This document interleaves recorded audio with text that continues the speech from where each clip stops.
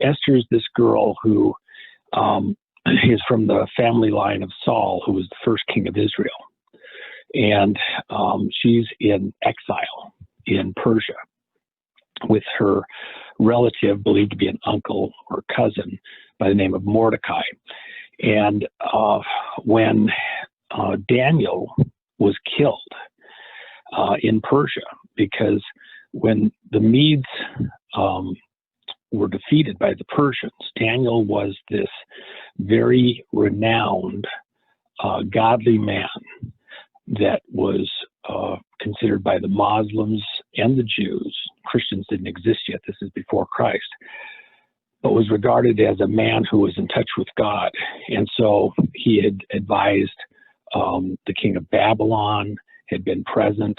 He had Shadrach, Meshach, and Abednego, who were people that were in exile with them. They were all eunuchs, which means that they had been mutilated and didn't have their sex organs anymore.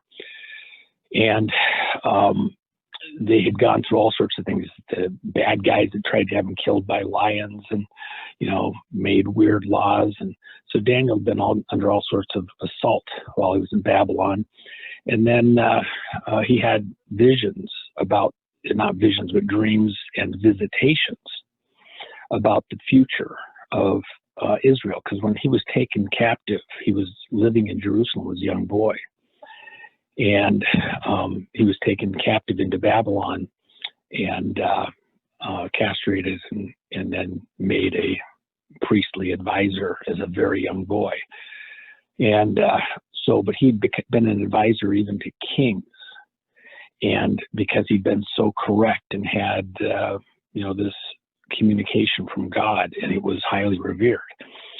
When the Medes king had the utensils that had been taken from the temple in Jerusalem, and they'd sacked Jerusalem, and this holy temple had been sacked, Solomon's temple, the house of God, they had a big drinking party, and they pulled these out because they're very valuable golden utensils, and were partying with the utensils. And then a hand appeared right on the wall, just floating in space, and the finger of the hand wrote in the mortar, the concrete on the wall, something that they couldn't interpret. And the priests that were present couldn't even understand what was written. And so they're all trembling because, a hand appears out of nowhere. It's Hollywood, before Hollywood existed. And so they finally figured out to call for Daniel. Daniel came, read it, and he said to the king and to the others present that Belshazzar, this day, your kingdom will be taken from you and you will die because of what you've done here, with your sin and the way that you've done things here, bringing the utensils from God's holy house and using them for a beer party. And so even when the Persians then defeated the Medes, which, is this follow-on from Babylon, then Daniel was still this revered man who had foretold this. The problem is that into that Persian Empire in that early period, Daniel was highly renowned for being an advisor to kings, to very powerful people, and even being right about what had happened. So the people that were in power in Persia that had the ear of the king in this early phase of this king Ahasuerus, included a guy by the name of Haman, who was an Amalekite. And Amalek, the father of the Amalekites, this tribe of Amalek, had been the first nation to attack the nation of Israel as they left slavery in Egypt, 3 days out of Egypt, when they're walking out. All the other nations are too afraid to even go near Egypt. They've seen and heard the stories of all these 10 plagues, even to the last one at Passover, when the firstborn were all killed across Egypt, except of the Jews, where they had the blood on the post and mantle of every door, where they had followed the instruction of Moses to sacrifice a lamb and then put the blood on the mantle and the post, and then they had a Passover feast, dinner. And so when that happened, the Egyptians were so beside themselves at all of these plagues. And then the Jews, the nation of Israel, the slaves, didn't really want to leave. They didn't want to go anywhere with Moses. They were used to being in Egypt. And so the people of Egypt put all of their wealth on the Israelites. They gave them all their gold, all their jewelry, everything, all their wealth, to bribe the people to leave Egypt. Get out of here. Leave us alone. We don't want your plagues anymore. God's dealing with you. He's got some kind of a mantle on you, and we need you out of here. We just want to be rid of you. So the people are 3 days out of Egypt, headed for the promised land, headed out across the Sinai, and they have the cloud by day, Spirit of God for protection, and they have a pillar of fire by night to provide light and warmth as they go out traveling across this barren desert, and heading for the promised land following Moses. And on the third day, Amalek, with the rest of his tribe, attacked the rear, the hindquarters of this party, where a little bit slower, the young were kind of straggling along. And when the people in the midst of this party and the leaders saw that they were being attacked, they went back and they killed off and stopped, thwarted this attack by Amalek and his tribe midstream. Amalek was the only tribe that wasn't afraid enough to not touch these people anointed by God, protected by God, and thought they could do what Pharaoh couldn't and get away with it. And so the story is that down over time, this guy, Haman, who was a priestly advisor, a high commissioner, advisor to the king, kind of a prime minister, if you will, to King Ahasuerus. He'd worked his way in tight with the king. They were drinking buddies. All of his other advisors, they all hung out with the king in the king's court, and he and the king are good buddies drinking away. And so, and they're partiers. This king is kind of a partier. That's his way of doing it. And that's what Haman is. Haman is, he's enticing him. He's kind of encouraging it and making sure the booze is flowing, because when the king's kind of half crocked, he turns over responsibilities and lets Haman do whatever he wants because he's helping the king, and the king's just kind of, fine, yeah, do what you got to do.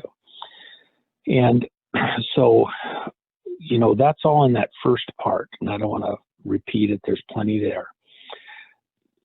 So Haman engineers this event where he's actually at this hinge moment, at this fulcrum in time of all the book of Esther, of all these events. He's got a plan to kill all the Jews. And this one Jew, Mordecai, he's the guy that Haman had Daniel killed, is, commonly in the conversations about Daniel. There's some discussion about, what exactly happened to Daniel, and there's various things that are written.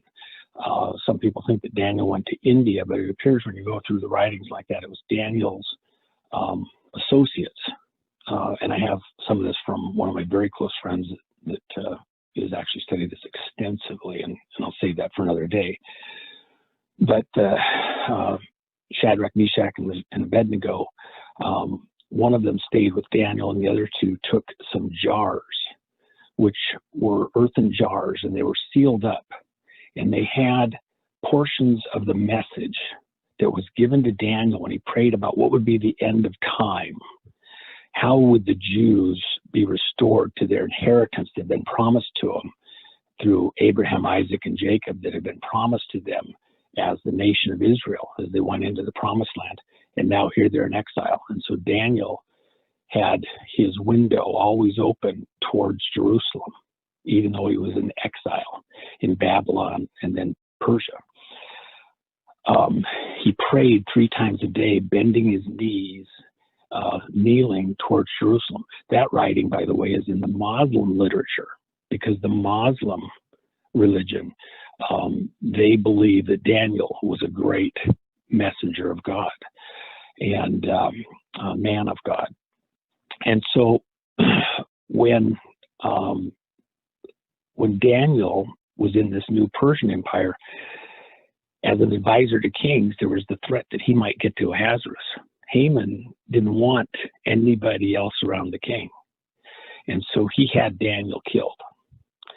And in fact, the tomb of Daniel is there just south of Susa.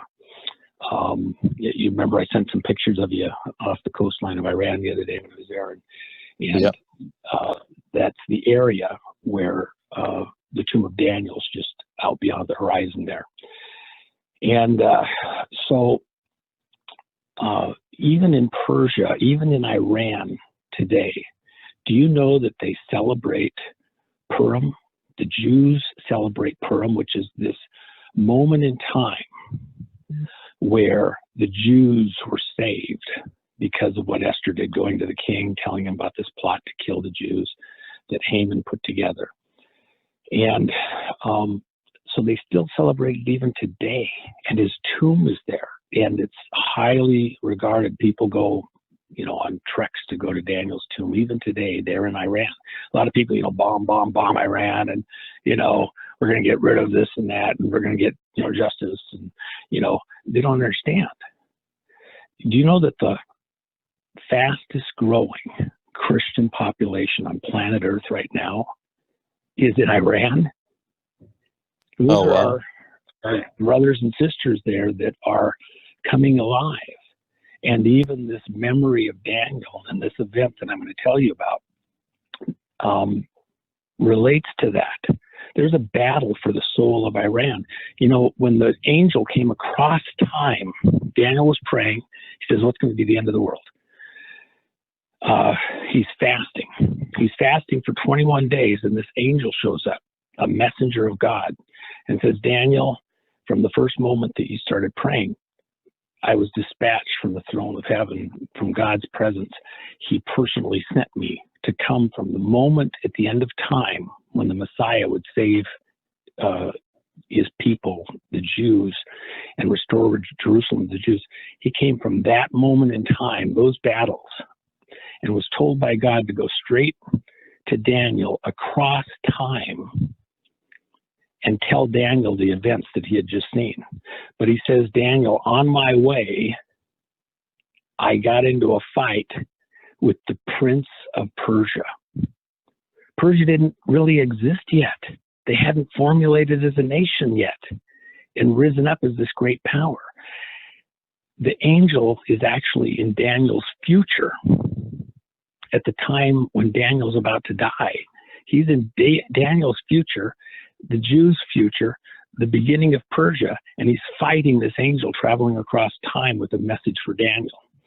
And the messenger angel says that Michael, the archangel, was dispatched to assist him and fought with him against this angel of Persia, this dark power, this dark force, this principality, this prince of Persia. And it was a spiritual war in heaven over the soul of Persia, and fighting this angel to come to Daniel and give him this message. When Michael got there, the angel was free to get to Daniel. And then after he gave the message, the angel told Daniel, he says, I have to go back and continue the fight against this angel of Persia, this dark force. And then after him, I have to go fight the prince of Greece, another empire that was yet further in the future, which also was an oppressor of the Jews and Israel. So he's walking across time. He's letting us know. He goes across time like we go across the street at God's direction. You want to talk about time travelers, there they are. So when Daniel is then killed, you have to think about this spiritual thing and this 21 days you see, there was this announcement. Haman had this deal where he gets the king drunk, and he's, got this problem, and these Jews are being such a problem. They're threatening the king and, threatening his kingdom. He's feeding them full of bullshit. And by the way, the gematria number for bullshit is 33. So he's got the king, wound up on this. And he tells the king, these Jews aren't loyal and they don't bow to you and all this other stuff. And we can't do so, I need to do something about it. And by the way, all of us in my community, this Amalekite community, we love you, king. And we put some money together. We got 10,000 talents of silver. And so, there's going to be some administrative issues, and we got to, it's going to cost some money to clean this Jew thing up. So we're going to pay you in the kingdom 10,000 talents of silver so we can go get these guys. Remember, Judas got his 30 pieces of silver. There's this little thing, they're trying to pay off to get the right to go do evil. And so the king, yeah, whatever. Okay, here's my signet ring. Just go do whatever you think is right. And, you can use my authority as king to do whatever you want to do. Well, the problem is the king's not really paying attention. And this guy goes out and he sets this thing to kill all the Jews. And what he does is he goes to all the other Amalekites and he says, okay, we want to have all the forces of heaven and earth working together. And so we need to know exactly what's the right day when it's going to be perfect to kill the Jews. And, some date that's going to be the perfect, astrology to do it. Remember, the astrologists, the wise men came from Persia to bring treasures when the Savior, Christ, was born in Bethlehem. They were very much into their astrology. They're always into their symbology and their numerology, the numbers.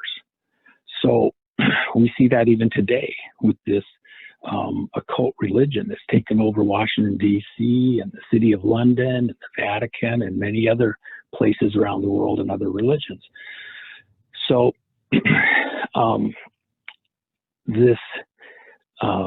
these guys throw lots. They literally, that's what Purim means, is a gamble. So they throw lots and they come up with this date, 13th of Adar, the 12th month of the year, at the end of the year, to have this purge date.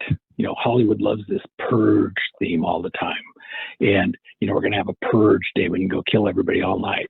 And that's what it's based on, is this book in the Bible, Esther, when the Amalekites had got permission to kill all the Jews. They wrote this law that says it's okay to kill Jews in this day, and everybody that does kill Jews is doing a favor to the king.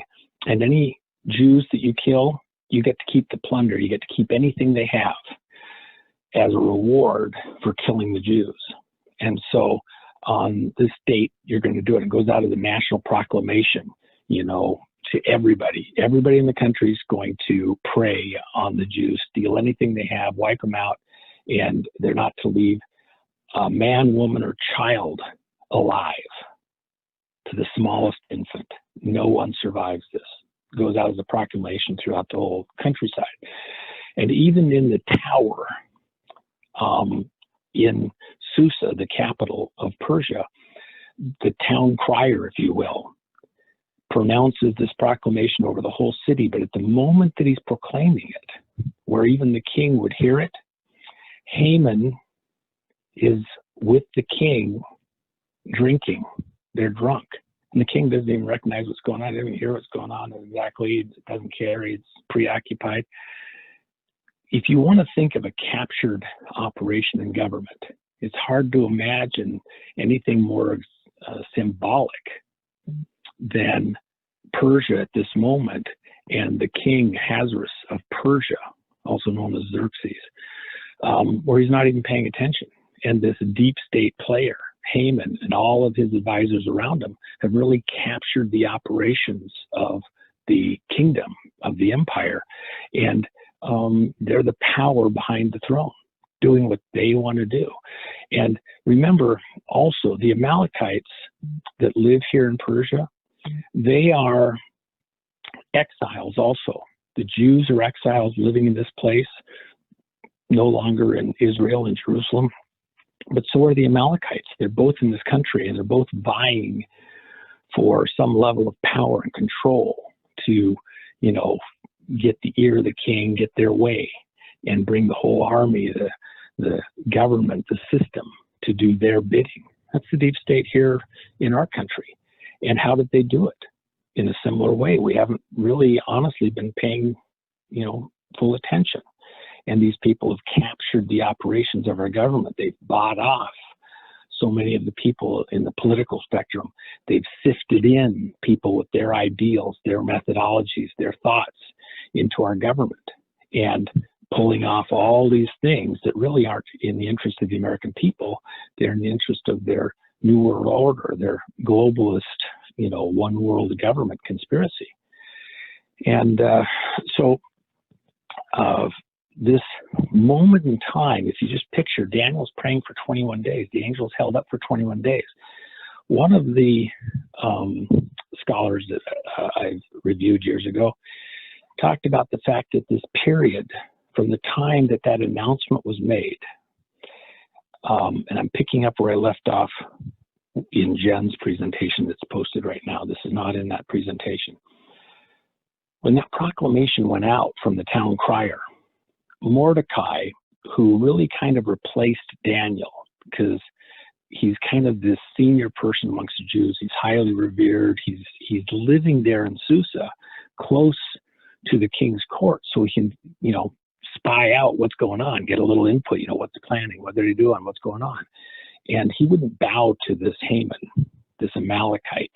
He only would bow his knee to God, and the Jews wouldn't bow their knees to any man, even in exile.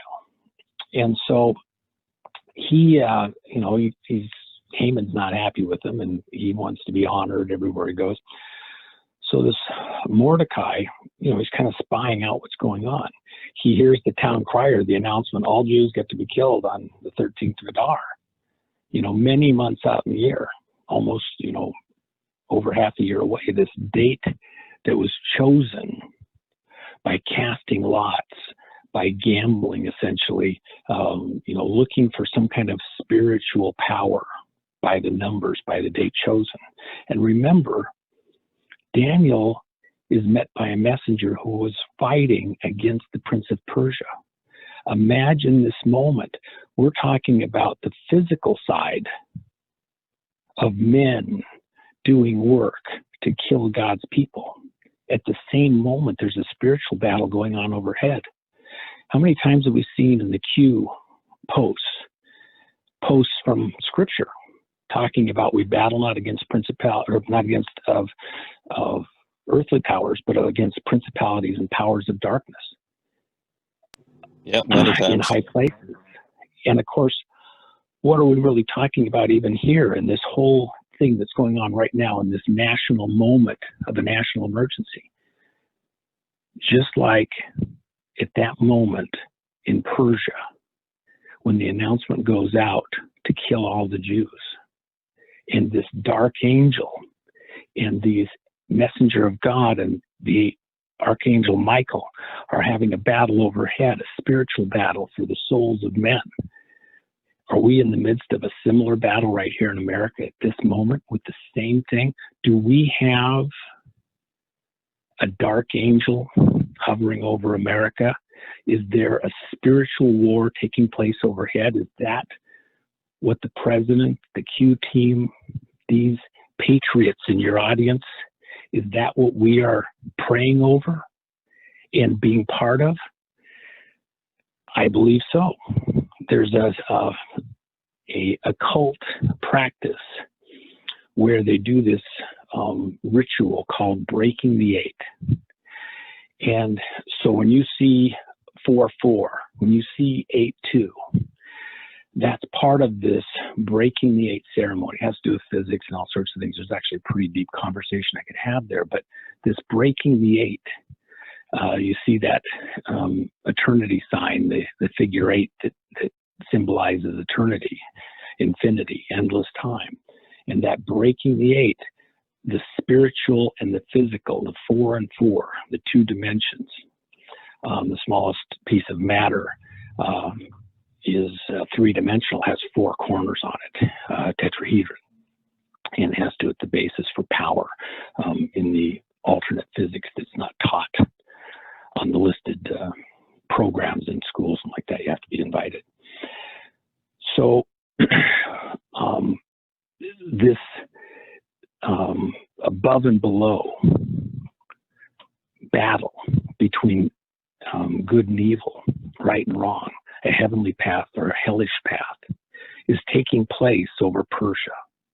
In the time, that 21 days, Mordecai hears the announcement that the Jews, there's going to be a date certain, many months in advance, 7 months in advance, the perfect time to kill all the Jews. And he goes into sackcloth and mourning. He's mourning for his people. How are we going to overturn this? What are we going to do? And he has this little girl, Esther, that he had encouraged to go be in this beauty contest and become the queen. She won with a bunch of other girls from all over the kingdom. And so now she's queen.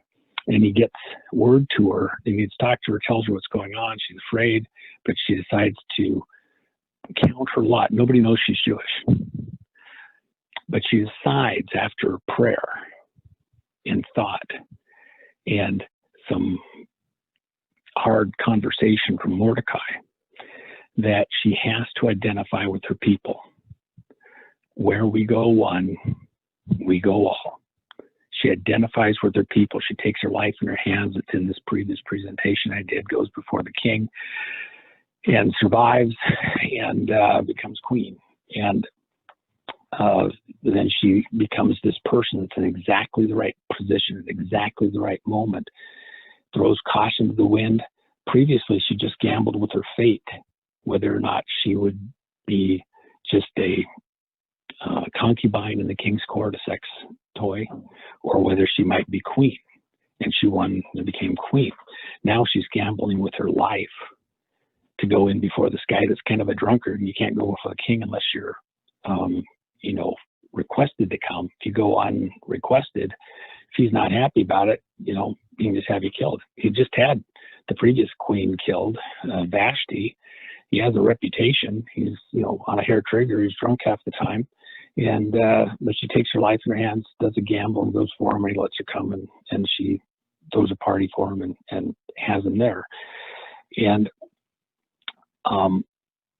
this time period is actually about 3 weeks by some of the accounts. This 21 days that Daniel was praying, that the angel was stopped in getting to Daniel with the message of what was going to happen in the future. This 3 weeks of battle where he couldn't get to Daniel because of it. A very real spiritual war.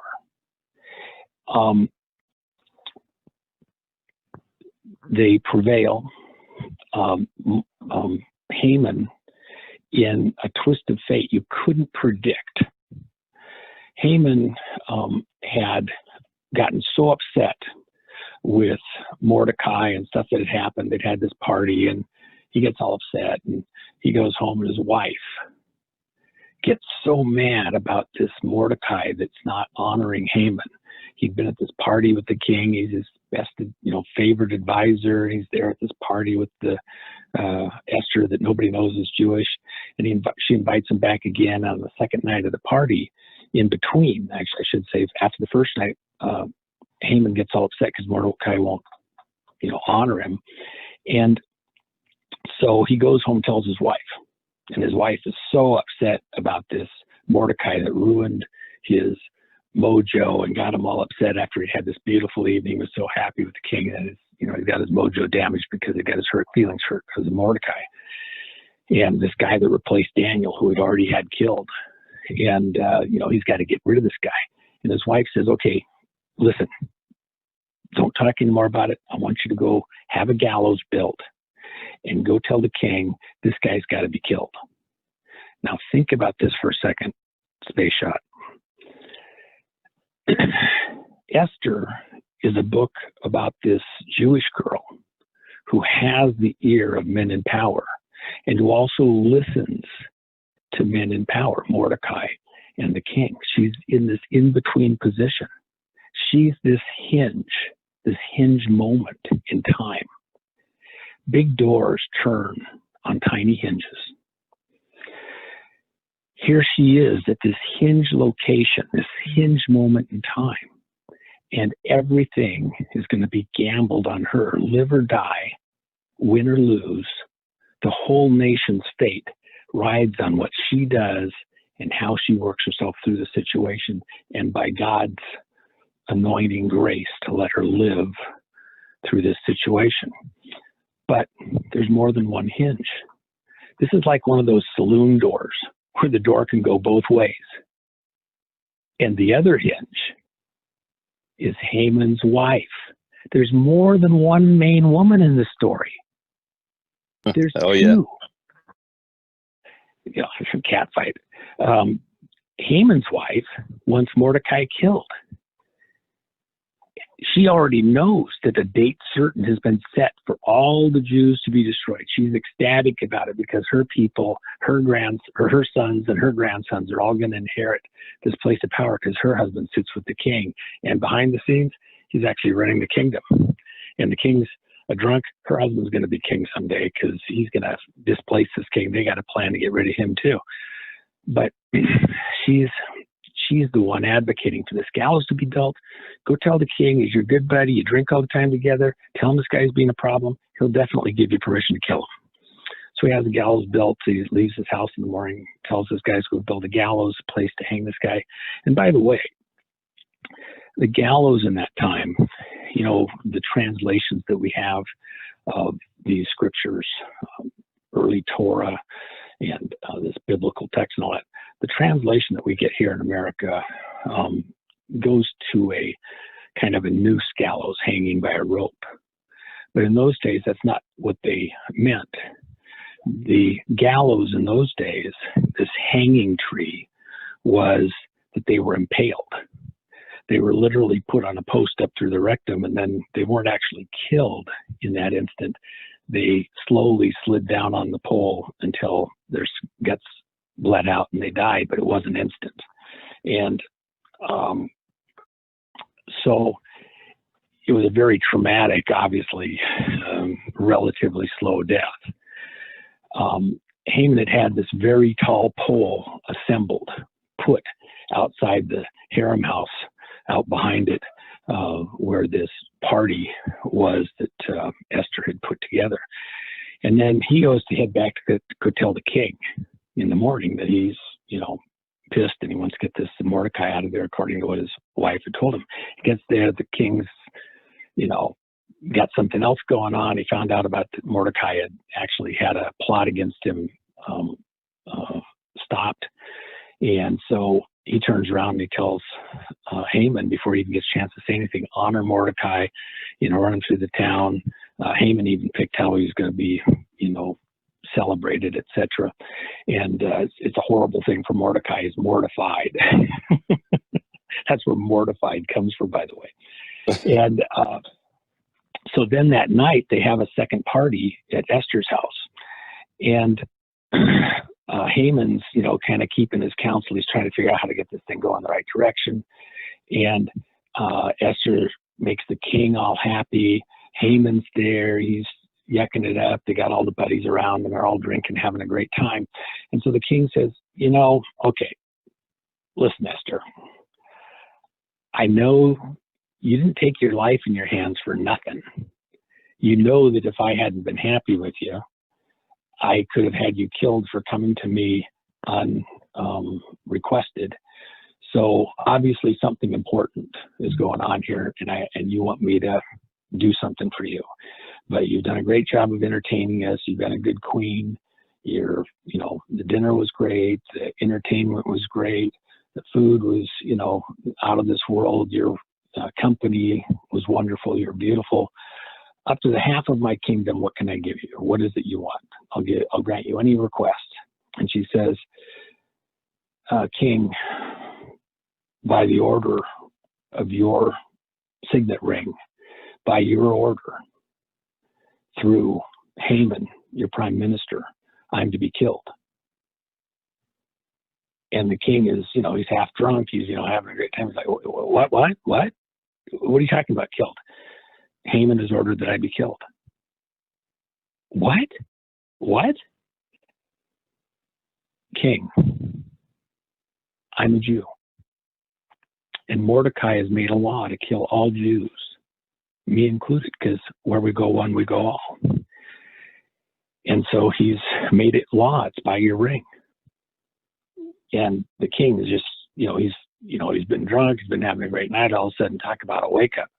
And he's just in shock. He's so in shock that he has to step out of the room for a minute. He steps out on the patio and he's like trying to collect his brain and, figure out what's going on.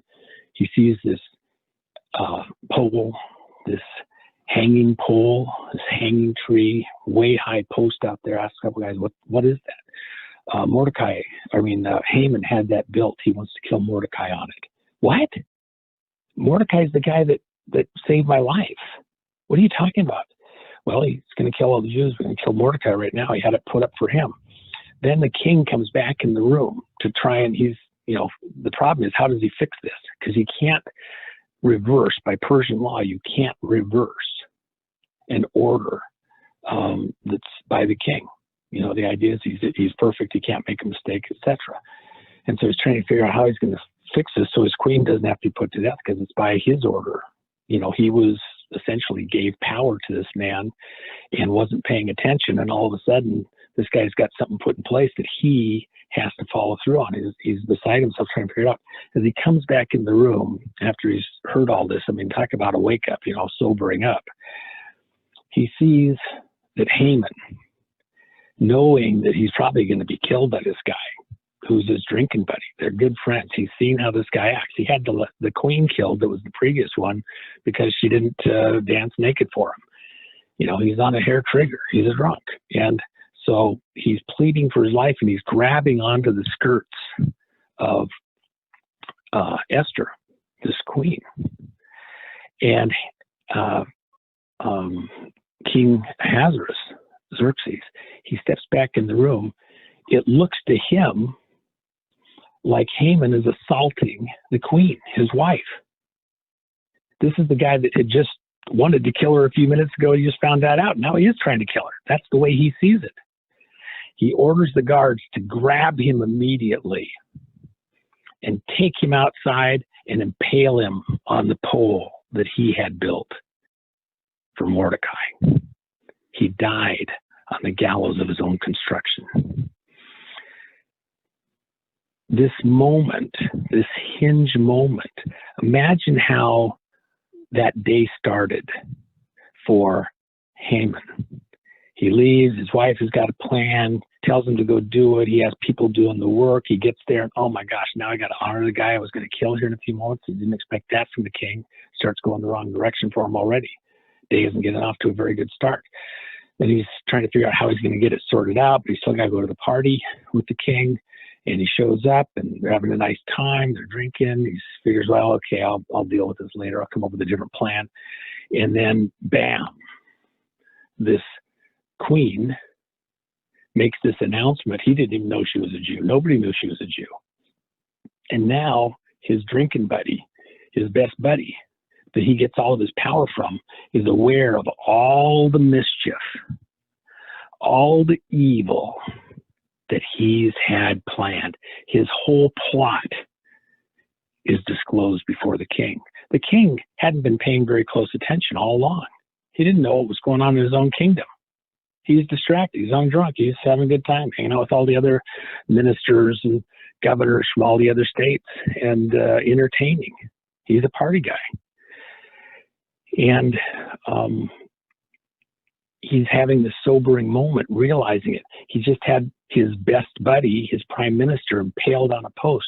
And now he's sobering up and he's thinking about what's going on. And he turns to Esther and he says, everything of Haman's, his whole estate, I give it to you. It's yours. And then, okay, I can't reverse an order from the king. I can't reverse my own commandment, but I can amend it. So he amends the order and he says that the Jews can buy arms to defend themselves. The Jews can make alliances in order to bring others to their defense. And they can begin to prepare for this day that's still 6 months out in a few days. This 21 days has just passed. Those 21 days are the days that the angel was held up getting to Daniel. And the angel, Archangel Michael, came and helped that angel. And that was the moment that Haman was killed. And then Michael stays and continues the battle, and that angel messenger goes back to Daniel. 21 days, this all going on. But out ahead, there's still the remainder of 6 months and a few days to get to that time when the purge day is still there in the law. All of Mordecai's relatives, all of Esther's relatives, all of the Jews, the children of Abraham, Isaac, and Jacob, the Israelites that came out of Egypt, that went into exile, all of those Jews living in Persia have 6 months and a few weeks and days to get ready for the purge day, because it's not going to be reversed. And there's going to be a battle royale, and somebody's going to win and somebody's going to lose. And what the king said, he didn't say that they could just go take on the Amalekites. He couldn't go take on the people that Haman had riled up. Only if the Jews were attacked could they defend themselves and kill those people that would come after them. So if somebody didn't raise the sword to them, they were safe. Only people that went after them, tried to do something to them, those people could be attacked. So, but what happened was, when Haman was killed and the estate was given to Esther, Haman's wife had to go live with the kids. She had 10 sons. Everything that Haman and she had was taken away from her. She's livid. She's telling the kids they've stolen everything. Those Jews have done it again. They've got us. And it's just not fair. And we got to get them. And what does Esther do? She takes the estate, and there, when the king gives it to her, shortly after the king issues this new order that the Jews are able to protect themselves and make alliances and prepare for this day, because it's not going away. It's still out there in the future. She gives the estate, the administration of the estate, the disposal of Haman's estate to Mordecai. Mordecai goes out and he disposes of the estate. He takes the 10,000 talents of silver that was intended to be used to buy the death of the Jews, to pay for people to go after the Jews. And he pays for the arms. He takes Haman's own estate and he pays for the alliances and helps to create block parties, block watch around the residences and farms of the Jews and businesses. And they make alliances, business alliances, personal alliances, everything else, in order to protect themselves when this big day comes. And it's a one-day purge. It's all over. You can kill anybody for one day. You can defend yourself, and anybody that attacks you can go back after them the other direction. But it's still way out in the future. When people think of this Purim celebration, even within the Jewish community, it gets lost, gets forgotten, that it's not all over the day that Haman is hanged. There's still months of turmoil. And imagine all of the estate of Haman's taken away, and it's being used to enrich the Jews, to prepare them, not because it's, it's becoming an estate that they're wealthy. It's being used for their own defense against this day that Haman engineered. And Haman's 10 sons, egged on by their mom, they're out there also. They see the Jews and they got the side eye. They're livid. They're telling everybody all these lies about what they are, who they are, what things they do. They're evil.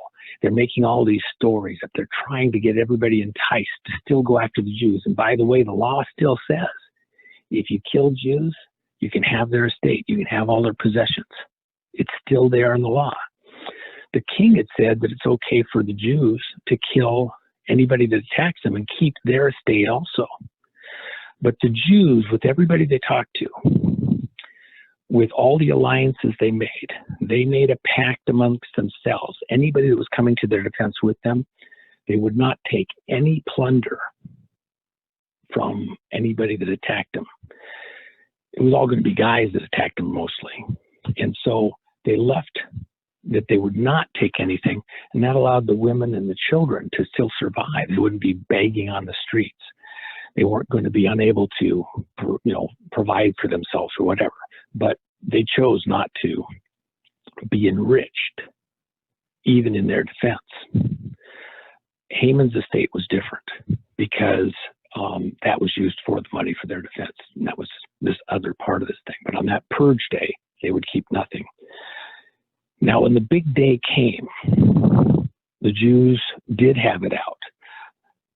75,000 people that were from this broader Amalekite community came after the Jews, and they were killed. And, thousands and thousands, even in the capital city of Susa, were killed. At the end of this day, and by the way, the day started at sunset and goes to the following sunset, the king comes to Esther, and all of this has happened, and the Jews have defended themselves. They've survived. And he says, the day's done, the sun's setting. Are you happy with the result? Mordecai has reported to her what's going on. And she says, based on the reports of how this battle had gone during the course of the day, she says, thank you, King. And yes, but there are still 300 that we haven't got here in the capital that are coming after us. And the king extends this purge day, one more day there in the capital city. And by the way, at the very beginning of this day, this purge day, the 10 sons of Haman had come in this fight to kill the Jews. They were all captured, and at the same moment, in the same breath, were impaled, just as their father had been impaled. And they died. In fact, within the Jewish community, they have part of their ritual is they say the 10 names of Haman sons in one breath, because they all died in the same breath, and never to be heard from again. And even their names have spiritual significance related to evil and greed and pride and all sorts of things. And there's lots of interesting literature talking about the meanings in that way. But you look at this, and so, for example, here in the United States, is not being in Israel, but all over the world, I should say, this year, 2020, the Purim date, and by the way, my friend Roseanne Barr, she says Purim, as in pure, refined. This day of cleansing, Purim. That day was celebrated from dusk on March 9th to dusk on the following day, March 10th. And then in Jerusalem, just like in Susa, this capital city, it's celebrated for one more day. And so then it's celebrated, there was from the afternoon of the 10th, the sunset, to the afternoon of the 11th, 3/11. And after, this Purim day, they have festivals and parties, and they're thanking God because they've survived this horrible thing. And the whole idea is they put on costumes and they just, get drunk because they don't have these threats against them like they had before. But it's not a completely accurate portrayal, because in reality, most of the people end at where Haman was killed, and that's the whole story. No.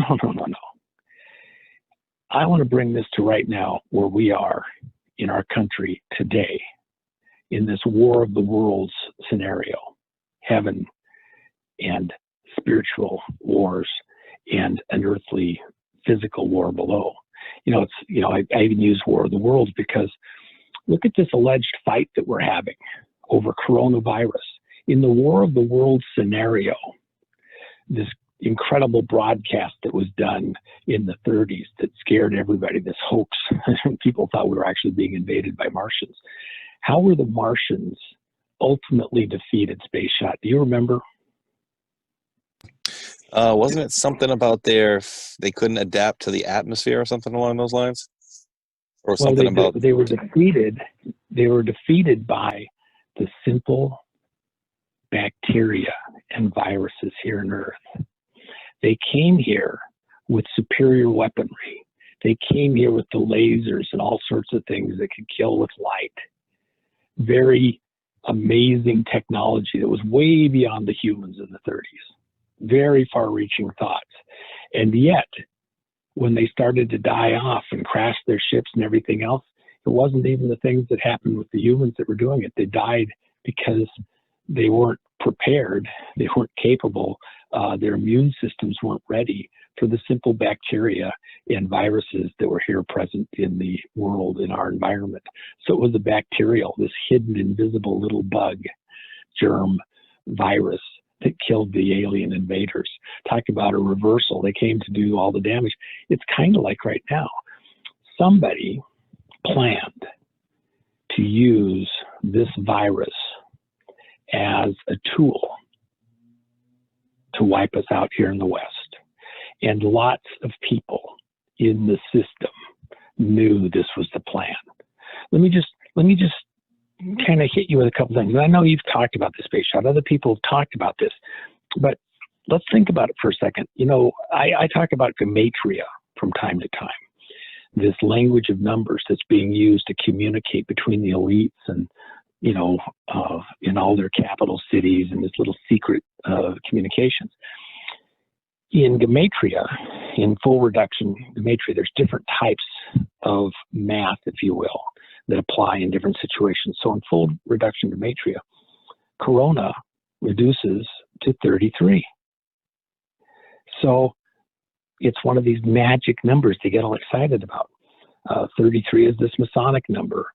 Scottish has a certain number, a thing that comes out to 113. I've talked about, even with your audience and in other places, about the significance of this period of time here in March with all the 33s in the month that dates reduced to. Even, you know, let me jump ahead for a second and some of what I was going to say. You know, the Yale Skull and Bones Club, this secret society, these hidden threats, these invisible threats. Remember what President Kennedy talked about with these secret societies, these people that, you know, worked behind the scenes, hidden, you know, that secret handshake crowd. And that famous speech that he made, Eisenhower talking about this military industrial operation. They were trying to warn us about these secret groups that were capturing the operation in our country, hidden, just like Haman and his people had captured the operations of Persia right up from underneath King Ahasuerus, because, you know, he's distracted, he's chasing the girls in his beauty contest, he's got a whole harem of girls who's, you know, screwing day and night, and you know, he's got his party and all of his people coming in all the time, he's drunk half the time, you know, he's not paying attention to business. And that works for this Haman deep state crowd. That's what's been happening in America, right under our noses. We're a captured operation. America's a captured operation. And this moment that we're in right now is about capturing it back. But these guys had a plan to seal the deal, to finish the deed, to take us out once and for all. They had a gamble, because Purim is about a gamble by both sides, by all sides. Casino Royale. This is the ultimate Casino Royale. That's the book of the Bible. They had to change the name of Esther to Casino Royale. But, hey, Juan, really quickly, yeah. It's funny because that kind of brought a little chill up my spine when you started talking about Esther. And I don't want you to, if you're going to come up to something that you're going to talk about, just let it flow the way you're going to. But I don't want to, sidetrack you. But Sure. I did a video, I think it was 2018 or 2019. It was to do with Kim Clement, who did, in my opinion, he predicted a lot of things with President Trump. He'll build a wall of protection around, Fantastic. talks about a simple stone and all this other stuff, right? But then as I was researching, doing the video for it, and it was in the same time where he was talking about all this, he went off into chant, and he kept singing, "Say yes to Esther, say yes to Esther." And then he kept talking about a woman, and I'm a big believer that we kind of recycle things. It happens just like you're kind of alluding to, that, things that had gone on in previous are kind of playing themselves out again. He was talking about a woman whose eyes are so fierce that even like now today, he's talking about, like gang members would fear her and et cetera. And I look at that like it's Melania, but I mean, this is just, one guy's opinion. But I wondered if you had any take on it. And like I said, if you were going to go there anyways, just let your talk go, take us there. But he kept saying, "Say yes to Esther, say yes to Esther." It's almost like there was some sort of, I don't know, question or some kind of decision that might have to be made, going forward. Well, I mean, it's beautiful that you say it just the way you do. Let me just remind this audience, Melania would not stay in the White House until it had been spiritually cleansed. And a priest had come in and cast out the demon spirits and cleansed the White House. And if you remember, President Trump said Satan has been evicted from the White House in the first days of his presidency. And all of the things that had gone on there, the spirit dinners with the lights all turned down red, and Katy Perry there entertaining at the White House, Hillary with the Christmas tree and the pagan ornaments all over it, and the sex ritual idols hanging on the tree, and condoms and everything else. Hillary herself, being a member of the Wing Coven, a witch. There was this occult featured aspect that was, part of activities in the White House.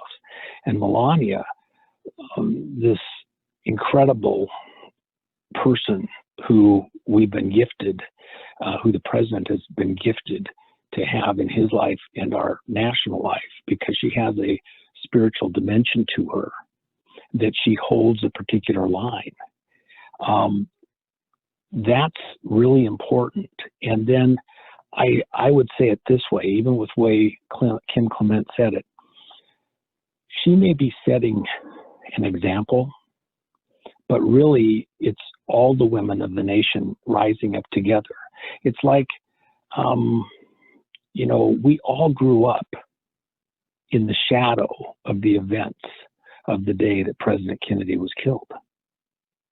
Our president was killed in this Masonic ceremony, in this Masonic intersection, which is a pyramid with the capstone cut off by the railroad tracks.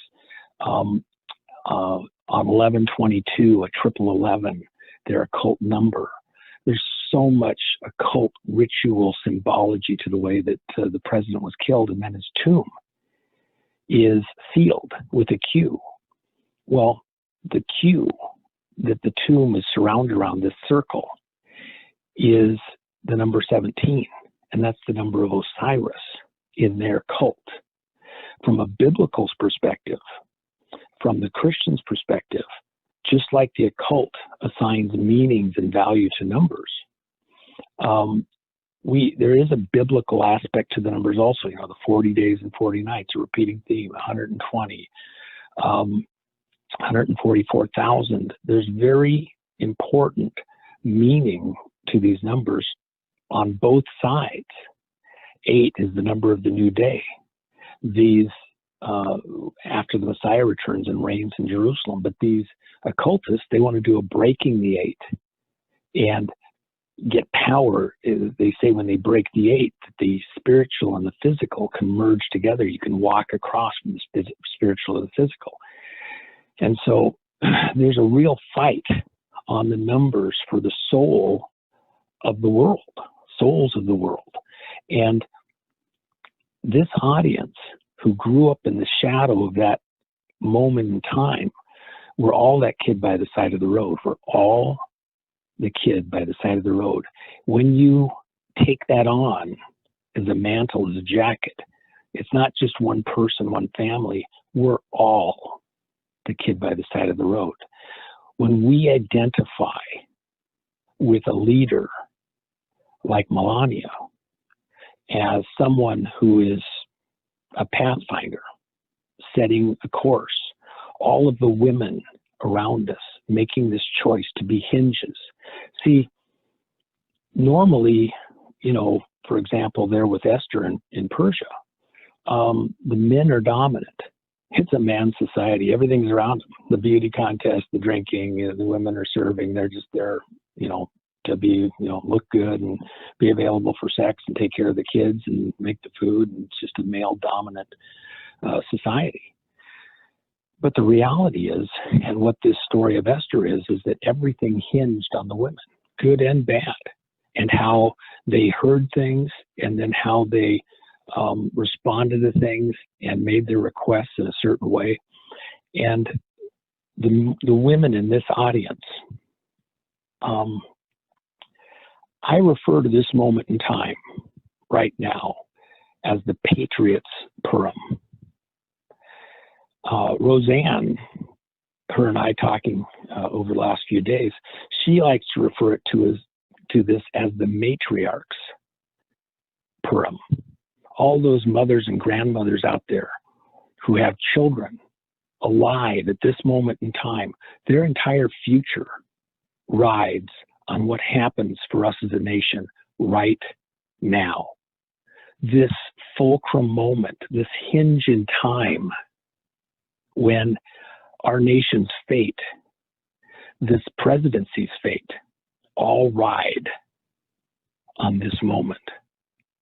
Because if we don't win, if we don't prevail, if we don't recapture the control of our government, the control of our voting, the way the laws are implemented and who's doing it, if we don't get these Hamans out of control of our world, it will not be good for our children in the future. Imagine if Haman's plot had succeeded and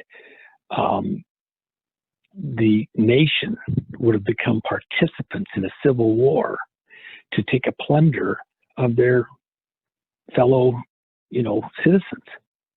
They were just going to enrich themselves by, eating, the wealth of their neighbors.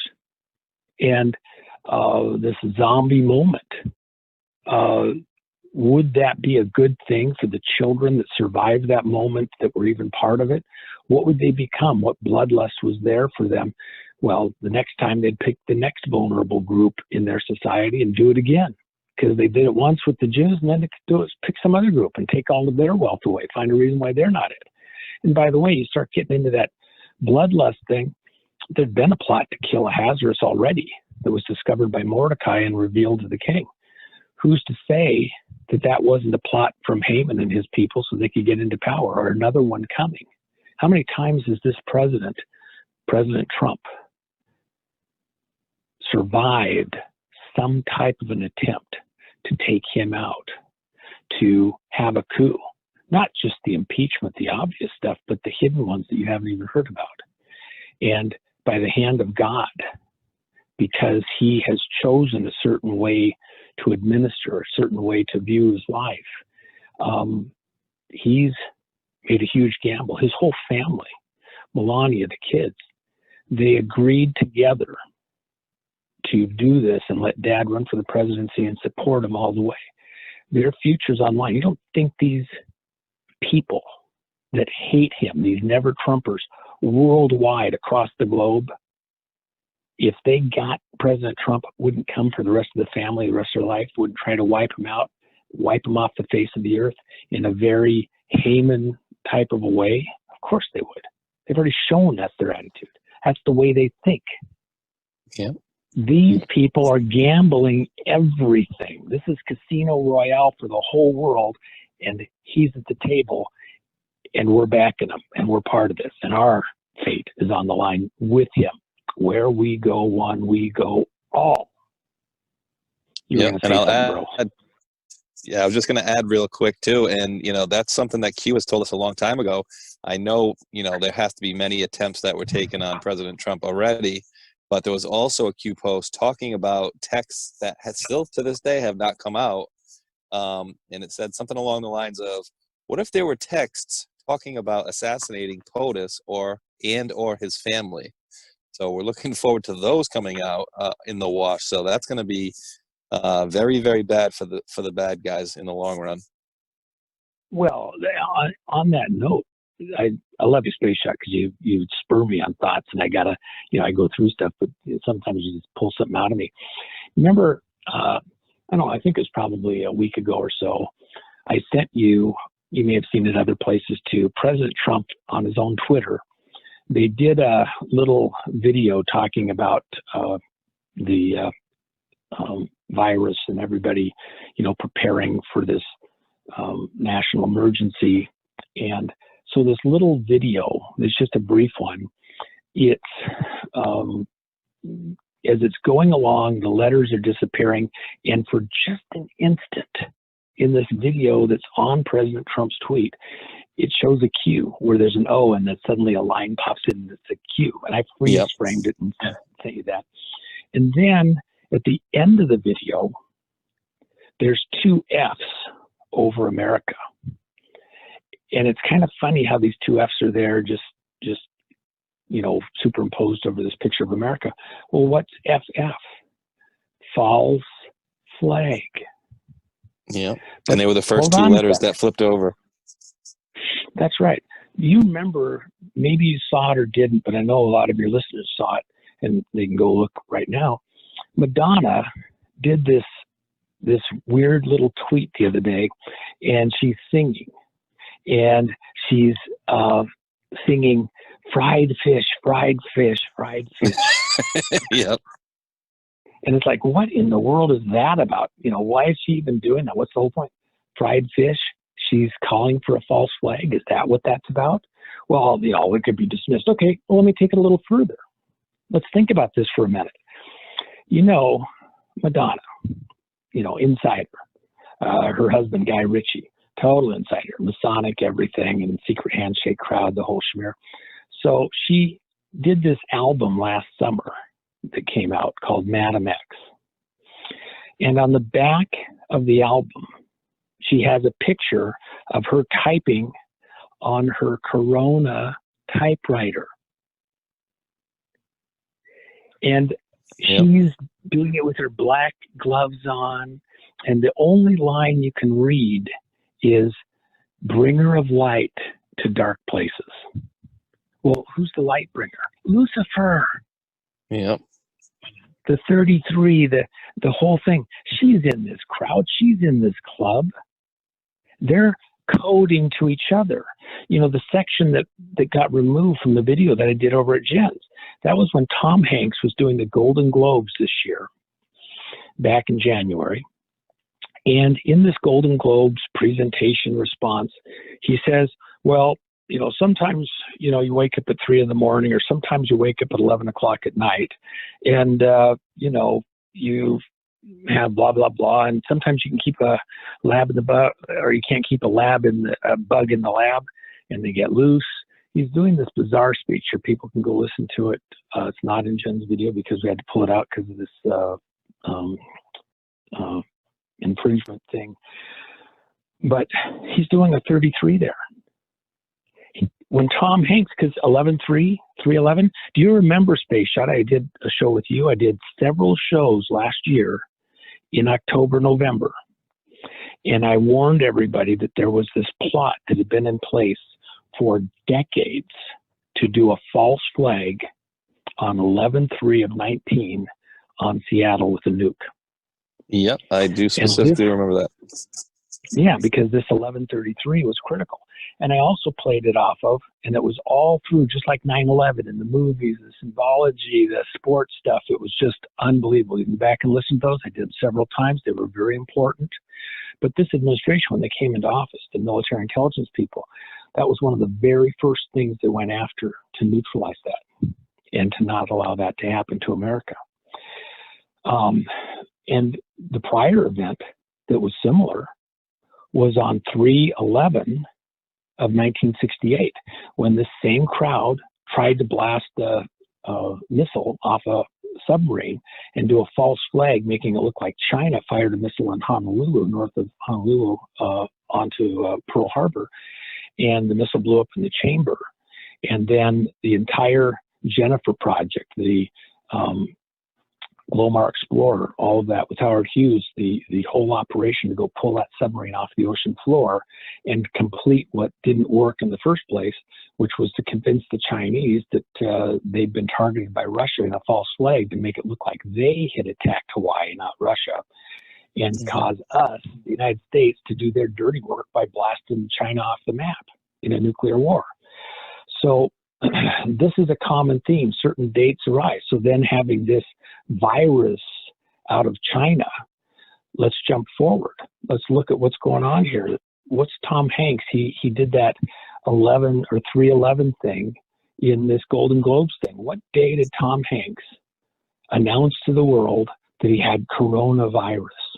Yep, He March announced it on 11th. 3/11. That's right. And then what's he got? Juan, also, I believe I'm going off memory, but I think there was also, I'm hearing that there was also a video or a picture of him also typing on a Corona typewriter as well. Absolutely. That's exactly where I was just going to go. Who travels with their typewriter? Right. He says in his tweets that he brought his old favorite Corona typewriter with him, and, to do some writing, and to Australia. He leaves his place in California with his Corona typewriter because he wants to type on his Corona typewriter, and it's there in the video in the room and the pictures when he's announcing on 3/11 that he has Corona. And Madonna, almost a year ago, when they had to do the setup for the video or for the photos on the back of her album cover, she's coding Corona typewriter. Look, I was born at night, but I wasn't born last night. Okay. These people communicate using symbols, numbers. They orchestrate their events according to astrology, these heavenly signs, etc. I will just say that based on history, based on what Daniel recorded, these events that we see in Persia and Greece, that right now there's a dark angel over America, and we're in a spiritual war, just as the Q team has told us repeatedly.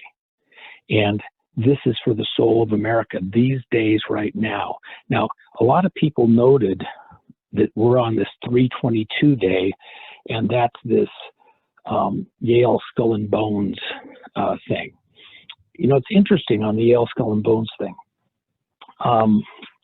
If you look, that Skull and Bones, they're, this Masonic 33, all sorts of stuff society. They're doing all the little secret numbers. And they like to have events happen on certain days. Well, the number of Skull and Bones, that their secret little number is 322. Most people think today was the 322 that the Q team was referring to for the 10 days of darkness. Wrong. You know what the 322 was? Let me go back in time just a little bit with you and walk you into this. On September 12th, 2018, President Trump issued an executive order directing the Director of National Intelligence to use all available investigative assets and tools of all the U.S.'s federal investigative agencies in order to identify any foreign involvement, interference in the U.S. election. Of course, he was accused of cooperating with the Russians, who were accused of being involved in trying to cook the elections here and get him voted in 2016. So the president says, well, we're going to get to the bottom of this. So he orders this huge mechanism. I mean, you just have to picture in all of planet Earth. You can poo-poo and we're not doing this right, we're not doing that right. Those 16 intelligence agencies FBI, CIA, National Security Agency, National Reconnaissance Office, Energy Department, everybody's assets are available to the Director of National Intelligence. They did the largest investigation in U.S. history, looking at foreign interference in our election process. And when they got done, or when we got through the election in 2018, the executive order says that in all future elections, the Director of National Intelligence has to take the information gathered through the investigative process from all the intelligence agencies, 16 of them, and then he's the 17th agency. There's that number again. They like to put it all in there. It was there before Trump got there. 17, this Osiris number, the number of the date of death and resurrection of Osiris, this religion that we're fighting, the number of the Washington Monument that the whole city's built around, pivots around. So 17 investigative agencies get all of their resources together, which President Trump has commandeered because he's president, to do the bidding of the American people and find out who's behind the election fraud and interference in America, these foreigners that might be doing it. And he gives the report. You know what day was 45 days after the election in 2018? It was the 21st of December, the winter solstice, the darkest day of the year. Dark to light. So now let's come forward a little bit. The president on that day, when he gets that report and gets a chance to digest everything, releases the hounds of war and allows that information to go out to all the various judicial districts. There's 96 of them. And in those 96 federal judicial districts, which include places like Puerto Rico and Guam and like that, besides all of the states, it's not some prosecutor that gets to decide if a crime occurred and whether or not somebody should be charged. It's not a judge. You know, prosecutors, political employee, he's, you know, got all his buddies like that, does a secret handshake crowd that judges can be bought off. You know, we have all sorts of concerns on that. Every single one of the crimes that were identified in that election of 2018 that involved whatever was there. I mean, they may have been looking for foreign interference, but if they find crimes even domestically, it's still a crime. They have information to report. So that is all provided to the appropriate prosecutors in the various federal judicial districts, and it goes to a grand jury. Now, a grand jury and a federal grand jury has 16 to 23 members on a grand jury.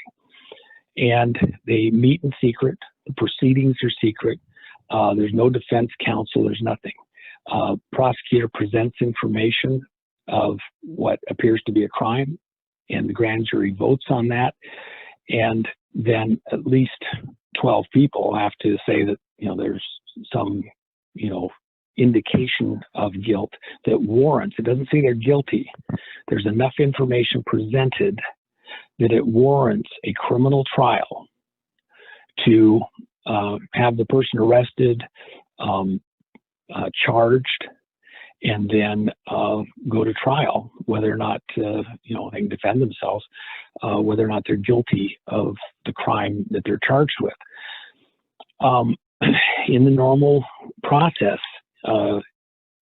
in the federal courts around the country, there's a running average of about 1,500 sealed indictments at any time. It's been higher, you know, got up 2,500, 3,000 a couple of times. But for the most part, it runs at an average of about 1,500 at any given time, you know, over the last 50 years. Right now, in the federal courts, in these 96 judicial districts, there's over 160,000 sealed indictments. They're sealed because they haven't been served yet, and you don't want to tip the people off you're coming for them. And nobody can talk about what's been heard. The jurors are sworn to secrecy. The files are sealed and secret. They can't be discovered. The reporter can't go down and say, I want to see what's in the sealed file. Nope, it's top secret.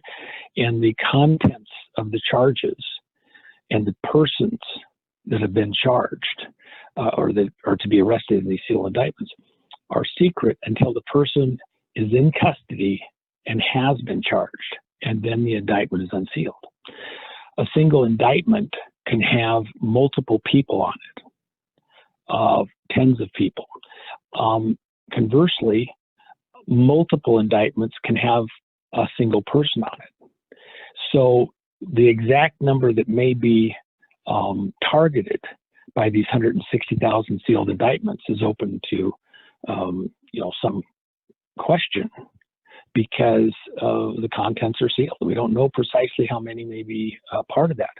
Goes back to election fraud. And so these people, these indictments haven't been served. They're sitting out there waiting to be served. Now, an interesting thing is going on here. What was the day, Space Shot, that the president announced that he was declaring a national emergency? Oof, that one's going to elude me. The 13th? Friday the 13th. Friday, March 13th. And when he did that, at the same time, he did a beautiful thing. This is, you ask about these spiritual things. You ask about Melania with eyes of fire. All of the women of our nation with eyes of fire within this movement to get things back under control, the Esthers, the matriarchs, as Roseanne would put it, coming together to get this under control for their children and grandchildren to secure their future. A good country on a heavenly path, not a country of marauders and murderers and, pillaging their neighbors for gain, if that isn't a description of the IRS.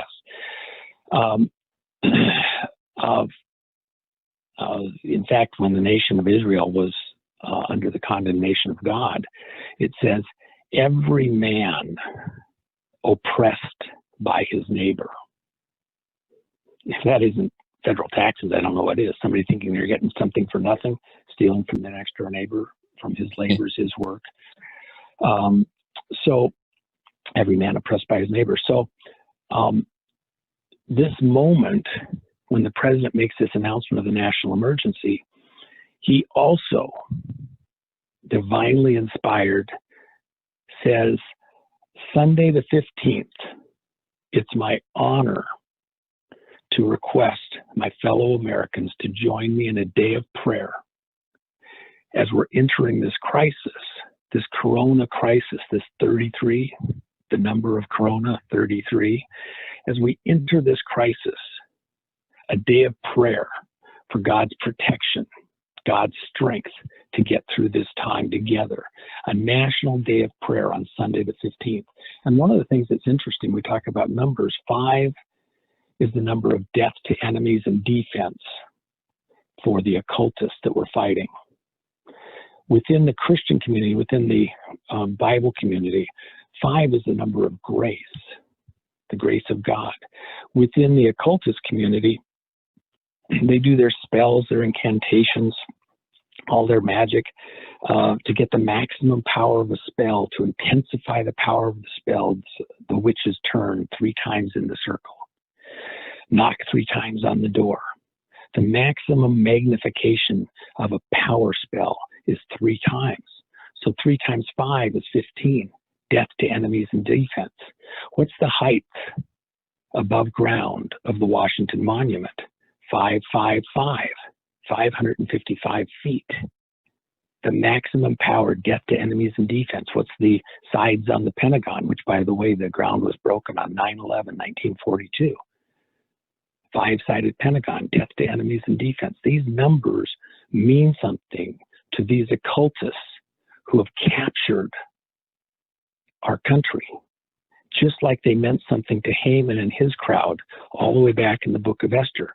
They threw lots. They looked at the astrology to come up with just the right day, 13th of Adar, to kill the Jews, when this death angel, this principality, this prince of Persia was battling with God's angels overhead as the people of God were fighting for their lives on the ground, both in the king's court in Haman's harem house between Mordecai and Haman, fighting for their lives, doing a gamble, both of them.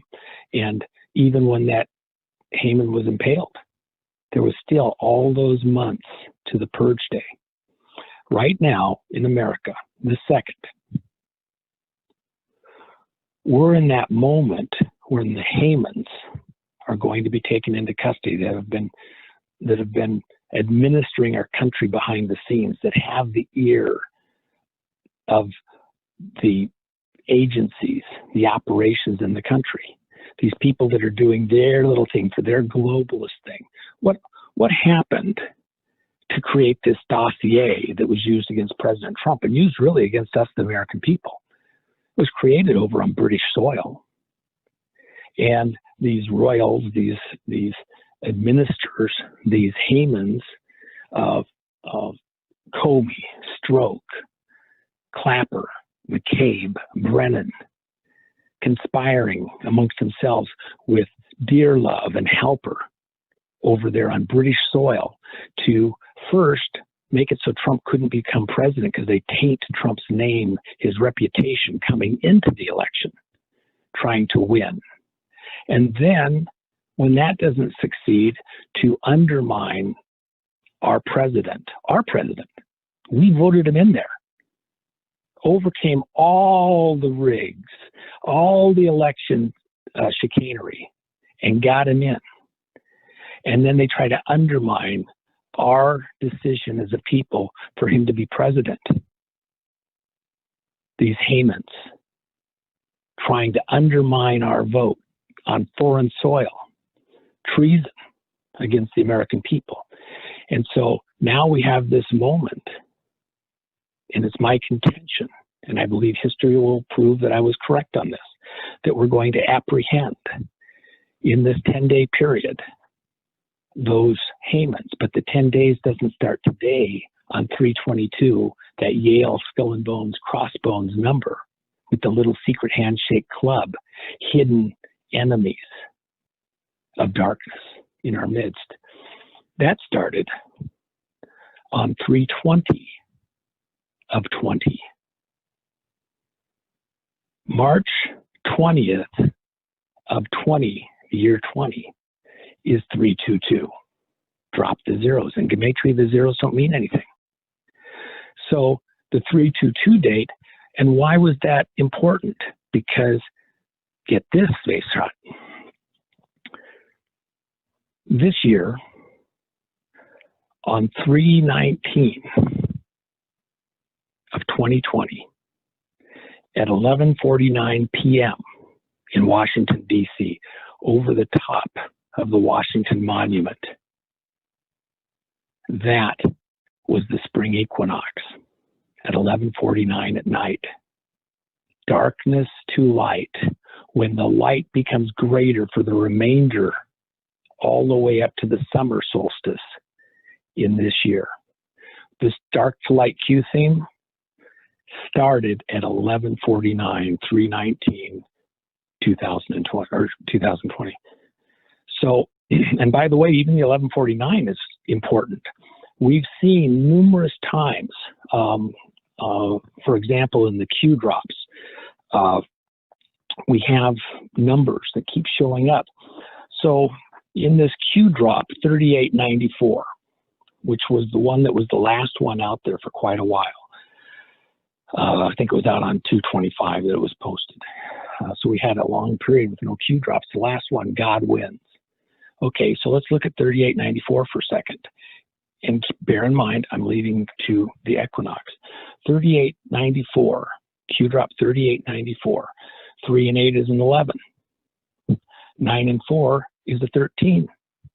113. God wins. What time? The Q people are giving you heads up. What's coming? What's happening?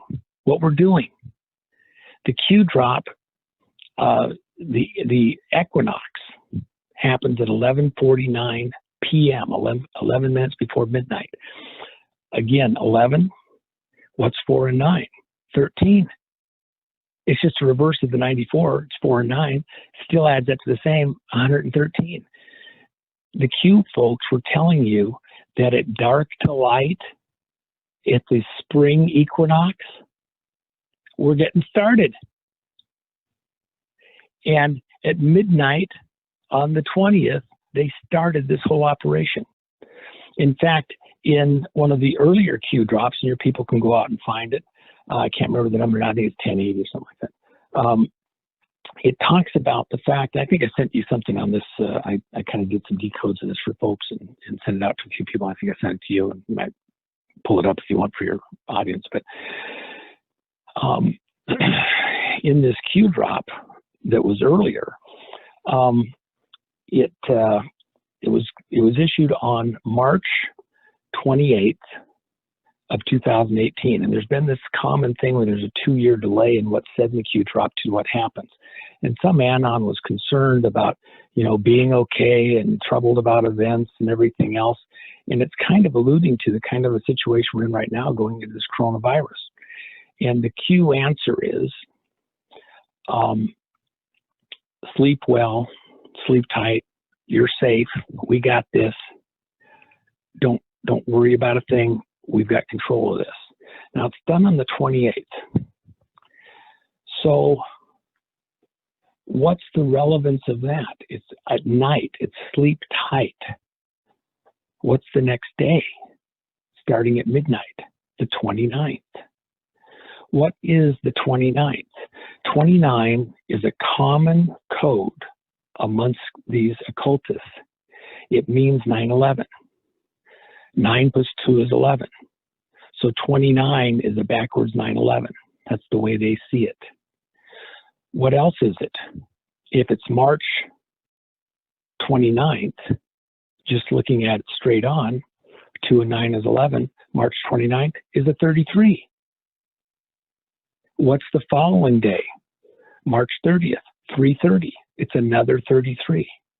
The Q team on that March 28th drop 2 years ago was letting Patriots know at the end of these 10 days, near the end, on this 8th day going into the night, it may be the darkest of the dark at that point. It's always darkest before the dawn. These last 2 days that are both 33 days, the Q team is owning their ground. They have all their 5s out there for death to enemies and defense. We have the grace of God with the 5s in our favor. God wins. They're using their number for the equinox with the 113, and they intend it for evil. God says, and the Q team says, God wins. They're putting it in a spiritual warfare platform. The Q team is over and over again. These are people that telling you that we're in a spiritual war, just like was happening in Persia. And the people at the time may not have realized, living it, that there was a spiritual war taking place all around them. There's a spiritual war taking place all around us right now, Space Shot. We're in the middle of the greatest hinge moment in history. And who are the primary hinges in the story of Esther? Women. Who are the hinges in this moment right now? Women. I'm not going to be fearful. We're going to win these people. We're not going to let them have them. We're not going to let them have children. We're not going to let them have our grandchildren. Every grandmother in this audience should be stomping her feet. Those eyes of fire should be glaring at these enemies who are stealing our wealth, stealing our life, sending their kids and grandkids off to stupid wars all across the world so they could be enriched, making the oil come out of the ground in our enemy's turf, sending our wealth offshore to protect them and their wealth and their way of doing things. Remember, Aramco, Arab American Oil Corporation. Standard Oil is the American side. Who's that running? That's a Rockefeller operation. So many of these people around in what's going on here are hidden Rockefellers. Go look at Michael Rockefeller. See who you think he really is. Why this head of Hollywood, this main guy, is using 311 Why is Madonna got all of her Corona typewriter? Why are they doing all this symbology with the 322? And why are we doing it back? You know, one other thing, I mentioned Seattle, just before I move on to other stuff. If you look, this 3/11/11/3 event, where was the first place where they announced that a person had coronavirus in the U.S.? It was Chicago. Oh, was it? Chicago's a 33. Chicago codes out in this stuff as a 33. There was a plane crash right there. I believe the day that they announced that there was a plane crash in California, like the blood sacrifices in Corona, California. Corona is CC. CC is 33. Oh my goodness. So, and oh, by the way, just so you can see how these people even want to own like the news networks and all that. So you got the BBC over there in England. BBC, what is it? 223, reverse 322. They love their reversals, hiding in plain sight. These are these secret societies hiding in plain sight, coordinating their activities together. Their secret handshake by all their blood brothers with what they're doing. So then we come forward and we look at this situation here where these dates are being used against us, and these numbers are being used against us. Look at what Seattle was, where they wanted to do something against us with this virus and spread it across Seattle. So the date that the first virus person was in Seattle, that's going to go out and spread it across the country. Well, Seattle is on the 47th parallel. And so the 47th parallel, 47 degrees in the Masonic compass, that angle that's shown in the Masonic compass is 47 degrees. Why is 47 so important? What's the birth date of America as a nation that these Masons chose that created America, that created what we have as the American government? Well, it's July 4th, a backwards 47. They're letting you know that they've imprinted their number on our national day. They're doing this over and over repeatedly. So you look at, for example, the compass, and then what's the other thing? The square. So the square has a right angle. What's the right angle? 90 degrees. So you add 47 to 90, you get 137. 137, that number, what's the relevance of 137? It's the 33rd prime number. They love to imprint everything they're doing with these code numbers. And then when they are seen by the public, it's like a reinforcement of who they are, what they're doing, their ability to control our world, our events. What did the Q team do in communicating with us? So we knew that they knew the enemy's code. They knew what the enemy had in mind. The second to the last Q drop before he went silent up until the other day was 3892. I just gave you the decode for 3894, which was the equinox date of God wins. Why? Because the equinox was this dark to light. God wins. What was the other code just two before it? 3892. Okay, 3 and 8 is 11. What's 9 and 2? It's a backwards 29. It's a backwards 911. So you can look at that 3892. It's also 1111. They started World War III. The plate on the car that Duke Ferdinand was riding in had 111111 coded in the plate. The end of the war, World War I, ended on the 11th day of the 11th month of the 11th year. 11th hour of the 11th day of the 11th month. And 111111. They want World War III to institute their global new world order. the head of the Freemasonry back in the 1800s, Morals and Dogma, wrote of 3 world wars being necessary to institute their global New World Order. So here the Q team is telling you, we know their codes. We know what they have in mind. We know what they're trying to do. They give it to you in that number 3892, which is code for 9/11 for the bad guys. And they're 11/11. And what do they say? Silent running is a tactic used when? You use it when you're on the attack. When you're closing in on the enemy and you're about to fire off torpedoes away. You're sneaking up on them. And we had that silence over that period of time. The 1-2 before that, 3890. Another what? 3 and 8's 11. And a 9. 9/11 for the bad guys. Godspeed. U.S. troops ready to go. Our guys are getting the heck out of there and they're going after the bad guys. And then repeatedly we see numbers like 19. What's 19? I mean, I could go through these decodes. I go for, hours laying these things out.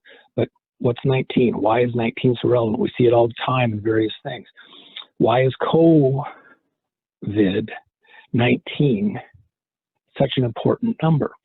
19 in the other physics, the physics that isn't taught in the listed classes, is code for 19.47. If you take a circle, a globe, an equator, like the Earth, you draw a circle, you look at it, and you say, well, the equator is at the center of this globe. It spins around an axis, a pole, north to south. If you take a triangle and you lay it over that globe, fitting it inside it as perfectly as you can. Some of the people remember the old fallout shelter symbol, which is a 3-sided pyramid laid on top of a circle. Well, if you just add the line where the equator would be, it would be above the 2 points of the triangle in the bottom corner, lower corners either side of the circle, below the equator. If you take a compass, this Masonic compass, and if you measure the distance from the equator to the tip of that triangle on the bottom side, that difference there is 19.47 degrees in a perfect circle.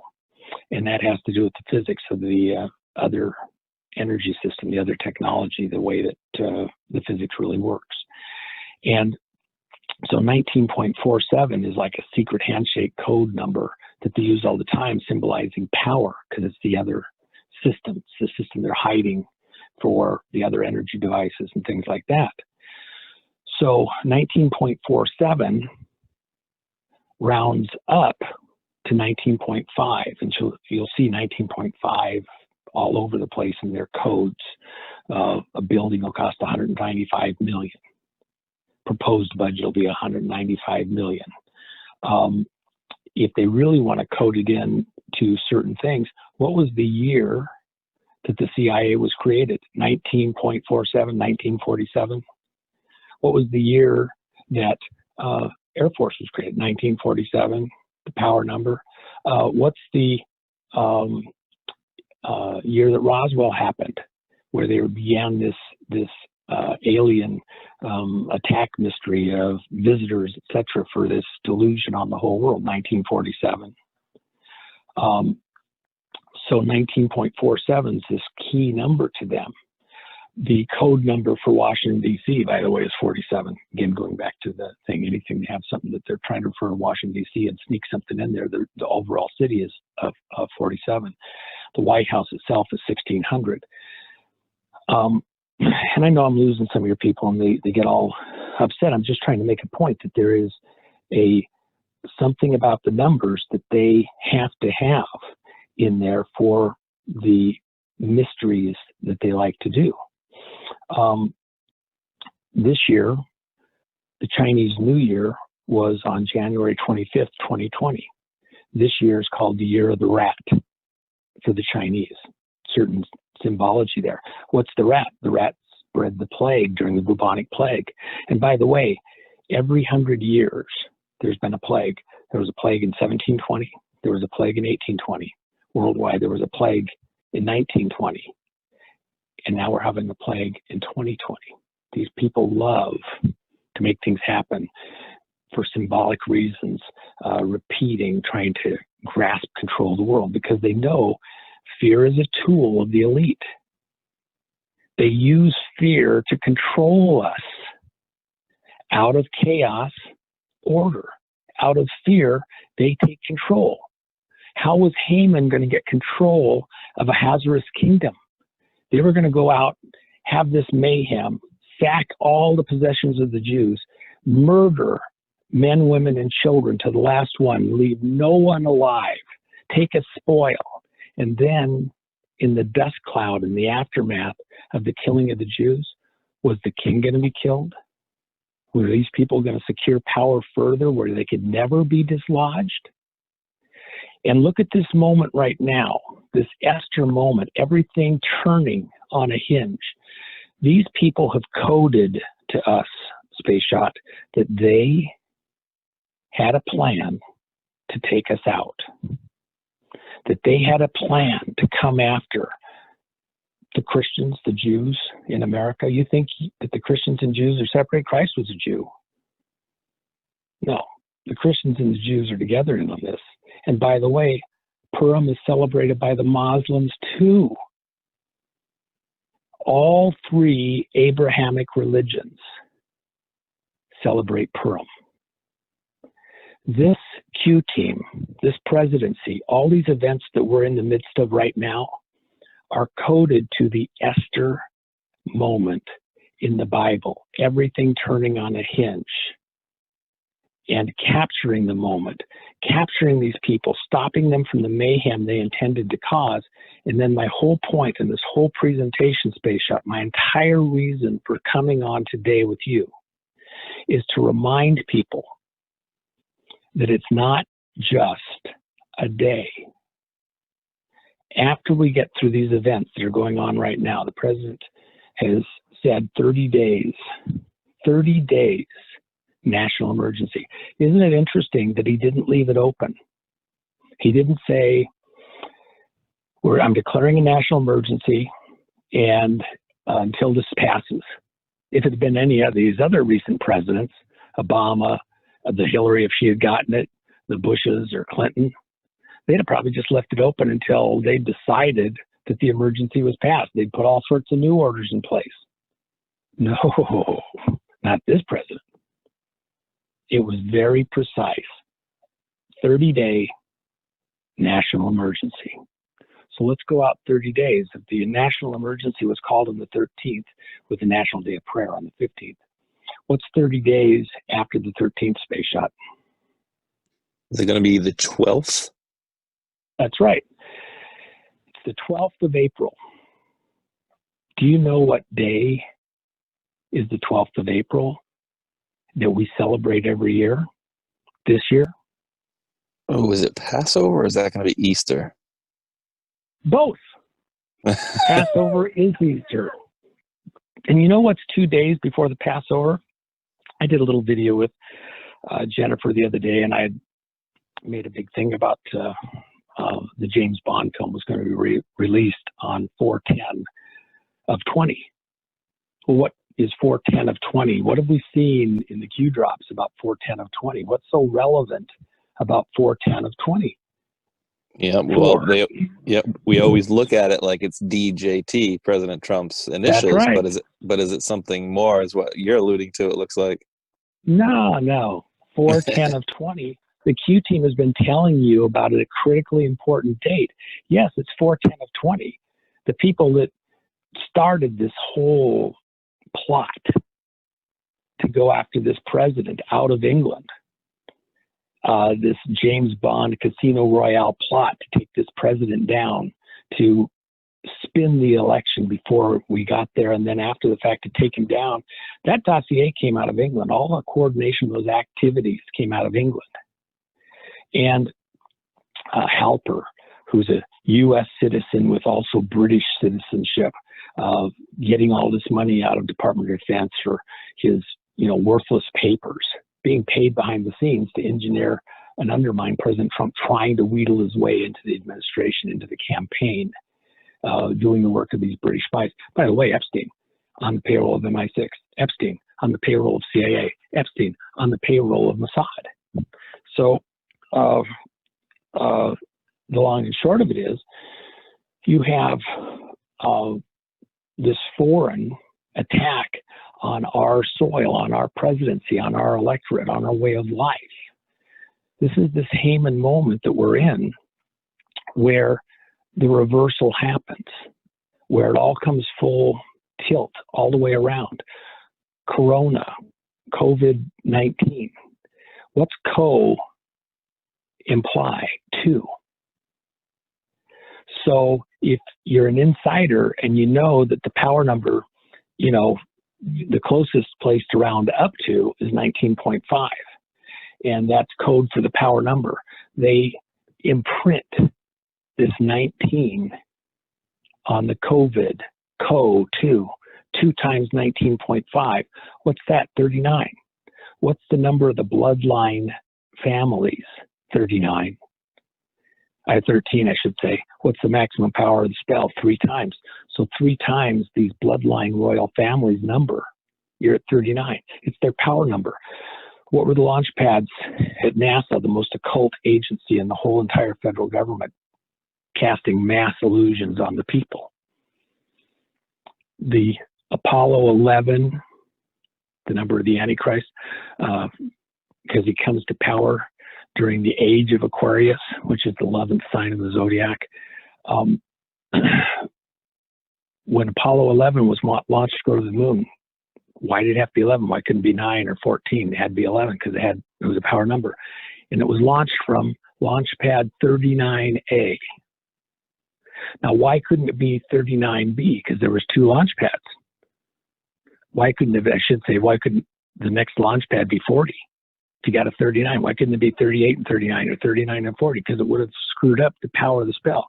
If anything went wrong on launch pad 39A, everything rode on the illusion of this trip to the moon.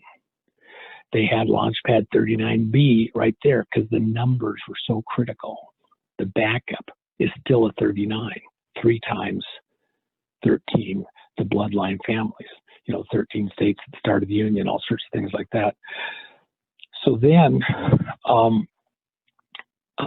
this power thing that they're doing against us, all these various parts of the spell that they're doing against us, we're in this moment where the Trump team has signaled to us, and I just explained it to you, the beginning of the 10 days of darkness, going after the 322 secret society that operates in the dark, out of sight, hidden behind the scenes. Go back and look at the president's tweets and look at the dates. Going after a hidden enemy who is secreting themselves in amongst us in plain sight. Go forward 10 days from 320. You're at 330.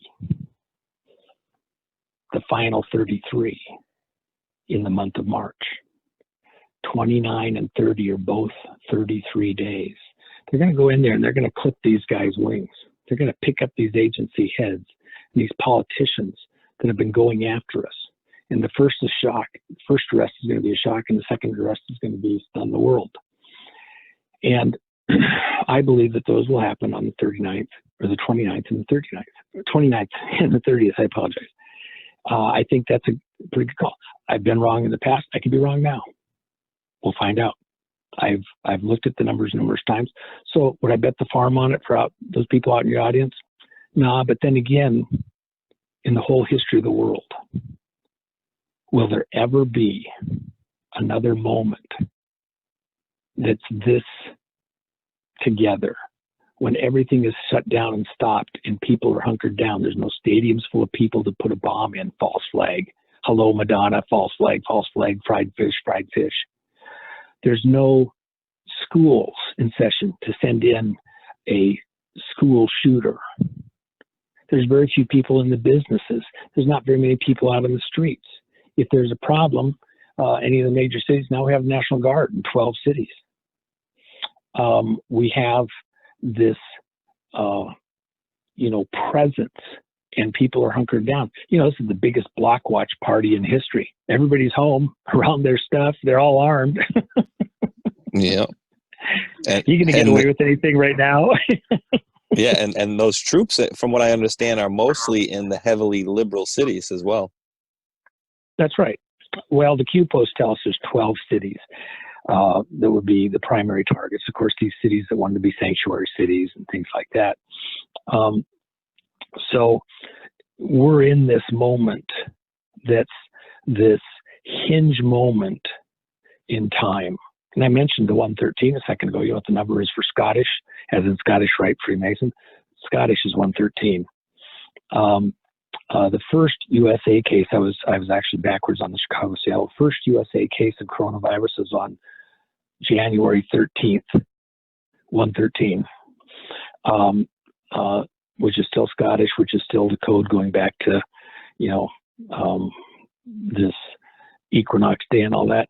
These people had planned with I think a way of reading this that could be interpreted is, if there was an insider code, get ready for the big event with the coronavirus. What was Madonna doing with the Corona typewriter and her little secret code? What was Tom Hanks doing with his little secret code out of Hollywood?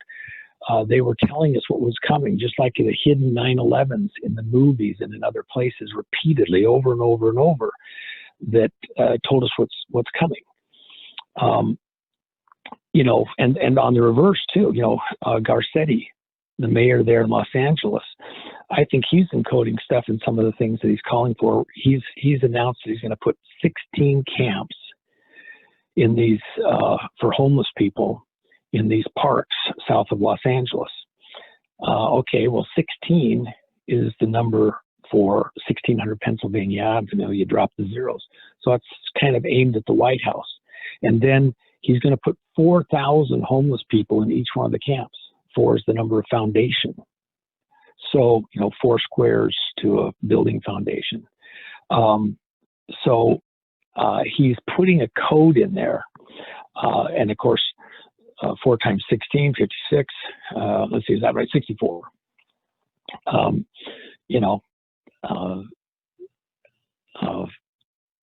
6 and 4 is 10, number of the law. So, they're doing these little, he's laying down the law. I'm going to make these camps and nobody can stop me. And what's happening when you're putting all those camps down there? You're bringing everybody together, so you can have the virus for sure get out, and you're spreading it out around the community. That place where he's going to put all these homeless people, those parks and all that, shoot those homes in there, all go. The low side's probably 5-6 million. Most of them are $10 to $25 million houses in there. He wants to make sure the virus gets spread, in my opinion. I mean, let's find out. They're not trying to contain it. They're trying to spread it, cause mayhem. We'll see what the president and the National Guard do in responding to all that. But this fulcrum moment we're in, this is about the pendulum, and it's swinging. And the question is, which way is it going to swing? Which way is it swinging right now?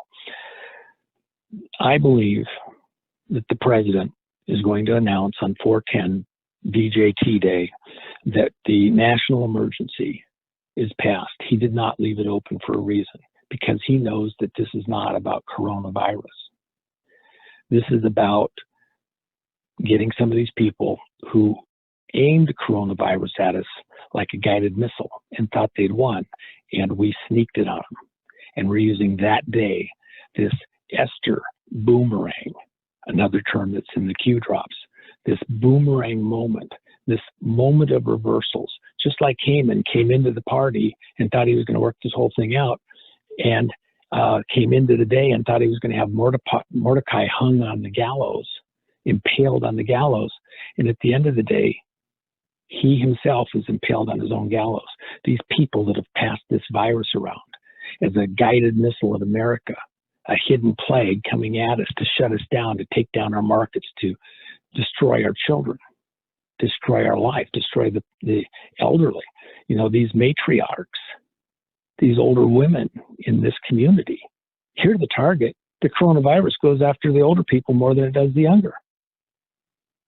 Take you out so you're not there to be advisors, and your family aren't there to be part of this conversation. I believe on the 12th or the 10th, he's going to announce that we're coming out of this crisis, and everybody go thank God, celebrate on Easter Sunday, on Passover, as the death angel has passed over us, and we have survived this evil that was aimed at us by the grace of God. Saying our prayers and thanking God for our protection through this whole thing. Go ahead, Space Shot. I was just going to say, I think you're spot on. And I think a lot of people see the forest for the trees, like you had mentioned. There's no large gathering, so there's no retaliation. And I do feel like, there's a certain energy that people that, I feel like I feel things a lot too when things are going down. And I feel like this is a time, like you're saying, everything's kind of lined up, and these celebrities, they keep tweeting, just like you said, talking about the coronavirus, corona typewriter tweets and whatnot. Madonna also had a video, I don't know if it was today or last night, but she's singing in a bathtub. She really looks drawn out. Ellen's putting out videos. David Spade, we even had Ben Stiller today. They're all kind of talking back and forth, and the focus point of it is Tom Hanks. And remember, he was the first one that, came out, and they're all saying, we need Tom. And Ellen's drawing pictures on her sweatshirt that look like Wilson from the movie Castaway, and on another sweatshirt she's wearing, it clearly says like "Run Forrest." So they are in a deep panic as far as I can see things going on here. And I think we're in for quite the treat coming on. And just one more thing I'd like to add in response to you saying about the national emergency. There was a tweet President Trump did, I think it was about 2 or 3 days ago, and he says, "We will win, and it will be sooner than you think." So I found that very interesting. Yes. Well, let me just add a couple of things here and there.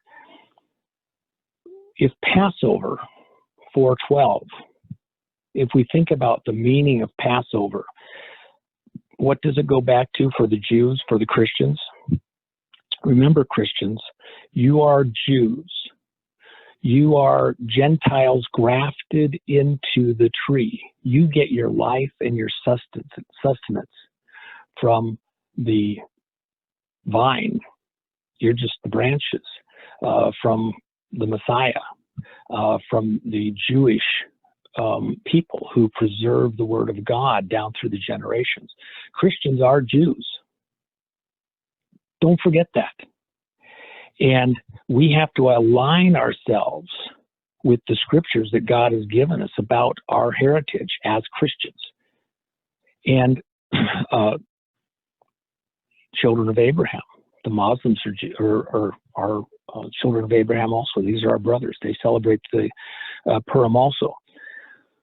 When you look at that, this Passover moment, one interesting thing is, when did the Jews leave Egypt?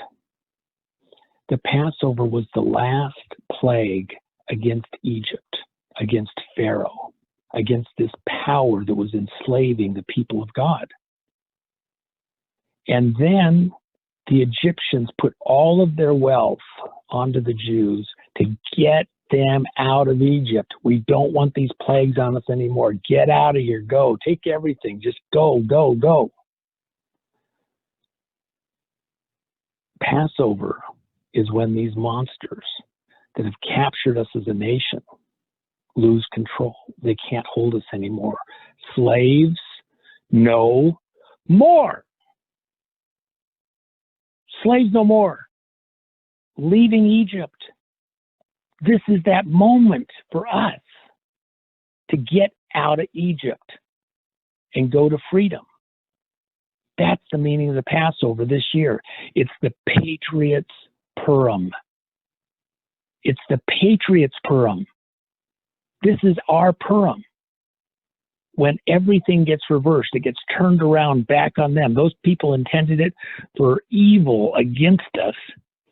And in a moment, in an instant, as the king comes back into the room and sees Haman accosting the queen, thinks that he's accosting her, just sees him grabbing on her skirts, is livid, and has the guy impaled on the gallows of his own construction. These people intended to take us out. They're coding between all of these members, run, Forrest, run.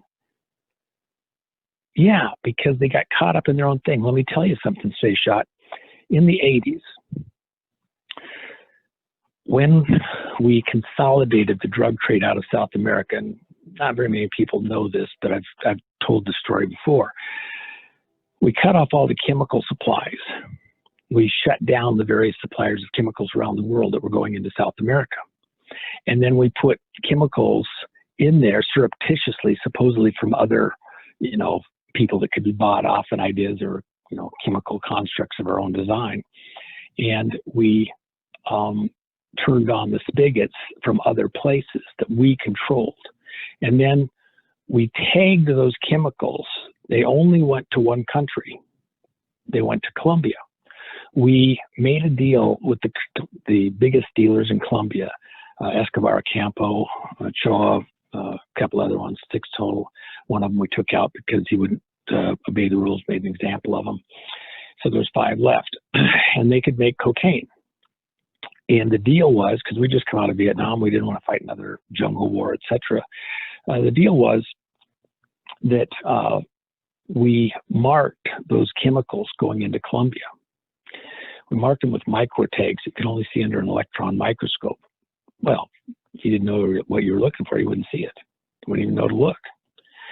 And, electron microscope back in that period, still, very pricey thing. Not very many places had it. And then you had to know you even had a problem. And then we would have guys go out to all the evidence property rooms around the country and take small samples of cocaine that was picked up in busts across the country on a regular basis. Any of the cocaine that had the tags, we didn't pay much attention to, just let the local police, pursue their cases, whatever. That was cocaine coming up here out of Colombia, going through Puerto Rico on the west or the east coast there at the airport that Don Hall was running there for CIA that Ollie North was managing. It was the place that the planes took off for to go over to Bay of Pigs, CIA's operation, refueling point. And then would come up to MENA and then be distributed out to the various parts of the country it was going out to. And it was a protected operation. Once it got to the U.S., if they got caught after that, that's their problem. And so then we mark all of this cocaine with these micro tags, nano tags. When we look at the stuff in the property rooms, if we didn't see nano tags in the cocaine, we'd tell the local jurisdiction that we want to follow that trail and find out where that's coming from. And more often than not, we find it was coming, from Bolivia, sometimes Peru, other locations down in South America. We'd figure out what the suppliers were, and then we'd give that information to the Colombians. And, they got, a little extra help, arms, etc., because they're doing our dirty work for us because we weren't going to send our guys in to do the work, and they'd go find the guys and make them a deal. You cannot manufacture finished product cocaine. You can manufacture paste. The people at the street level can grow all the cocaine that they want and will pay you this price for the paste, which is an initially refined level of the coca leaf. And so the farmers still eat and they've got something and it's not going out wherever, but the coca paste has to go to Colombia to be processed. And of course, the chemicals being used in Colombia have these micro tags that are there, and we can tell, who's good and who's bad. And of course, people thought that we were corrupt here because we only focused on certain gangs. Well, yeah, because we're trying to identify all the other drug gangs that are bringing drugs into America besides the Colombia, which was kind of the approved path. And then when we switched out of the Reagan administration into the Bush administration, we started to close down all those gangs. Escobar, of course, being the most famous. Either they stopped manufacturing and used their money to go do other stuff. If they kept manufacturing, go after them and, throw the book at them and arrest them and stop their operations. I tell that story because what's happening with Corona? Surreptitiously, without anybody realizing it within the cabal. We got people into their little Corona factory where they were also making adrenochrome, this blood derivative that these people like to drink because it gives them a high, the ultimate high, and we tagged it. We tagged it with a virus that's not communicable. But if they've been drinking adrenochrome, it's in their system and they're sick. We tagged it. Everybody, all these elite that are coming down with coronavirus, they've been drinking the adrenochrome that's tagged. Follow the white rabbit. The adrenochrome molecule, when you look at it, it's shaped like a little bunny. It's being used against them. And what's so exciting, even from the president's side, we're having a little fun with them when their end date, they want to use Easter against us. We'll be in tippy-top shape come Easter. Those people have been tagged. Those people in Hollywood, those people in business, those people in royalty that have been drinking this blood derivative are all tagged, and we can see them just like we tagged the drugs back in the 80s. Now, is that amazing? That's a kaboom for sure, and I know that's been definitely floated out there for sure. And I'll pull that all up right. for you. I don't want to keep your people much longer, but let me just mention one thing. When Haman's 10 sons, when they lost their inheritance because their dad's estate was liquidated, when mom had to come live with them, all that money going to the Jews for their defense, to build up these alliances and everything else. What's the president doing? Remember when we had TARP to bail out the banks? You could have taken the money that they gave to the banks, to the little insider club, secret handshake cabal. The money they gave to save the banks, the Federal Reserve, which, by the way, is no more federal than Federal Express. And by the way, where's your tax money go? It goes to Puerto Rico. It goes to pay the debt to the Federal Reserve. It doesn't maintain things. We borrow money to maintain our government. IRS, even though it's administered by federal employees, courts have found that the IRS is a private corporation based in Puerto Rico, and its funds go to pay the debt at the Federal Reserve. We're being ripped off from the inside out. The president is making sure that those funds are getting back out to street level Americans to make sure that people can pay their bills when they haven't been able to work at the restaurant as a waiter and a waitress. This $1,200. These assets, these resources that have been being stolen away from us, hacked, are going to be returned to us over the rest of this year. And those assets are going to be used for us to build our own defense against these people. These next many months up to the election are that Purim period, that Purim, that purifying moment when we will have the opportunity to secure our defense, to arm ourselves, have it out in one day, an election day, with the first real, honest, fair election in many, many, many decades. We're going to have an election with less fraud than we've ever had in modern times. And this is important. Remember, too, this foreign interference includes people that voted illegally. They're foreigners here voting illegally. It's foreign interference. How many of those are going to get picked up? How many of those are going to be looking over their shoulder, not wanting to go to the election booth, the voting booth in this coming election, as we secure our alliances and double down on making sure we get a fair vote this time around? And also with the census, with what's going on in the streets right now, and securing people that may be here that aren't here legally. The gangs, the Jalisco gang out of Jalisco, Mexico. arguably the biggest drug running operation gang in the U.S. 27 members picked up in Jalisco State through the cooperation of the governor, who, by the way, will probably be the next president of Mexico. And he loves President Trump. And he's worked to assist President Trump. And President Trump has assisted him in securing his area of those drug kingpins working out of Jalisco State. And then they arrest 700 members here in the United States over the last couple of weeks of the various lieutenants and commanders of this drug machine spreading drugs in the United States.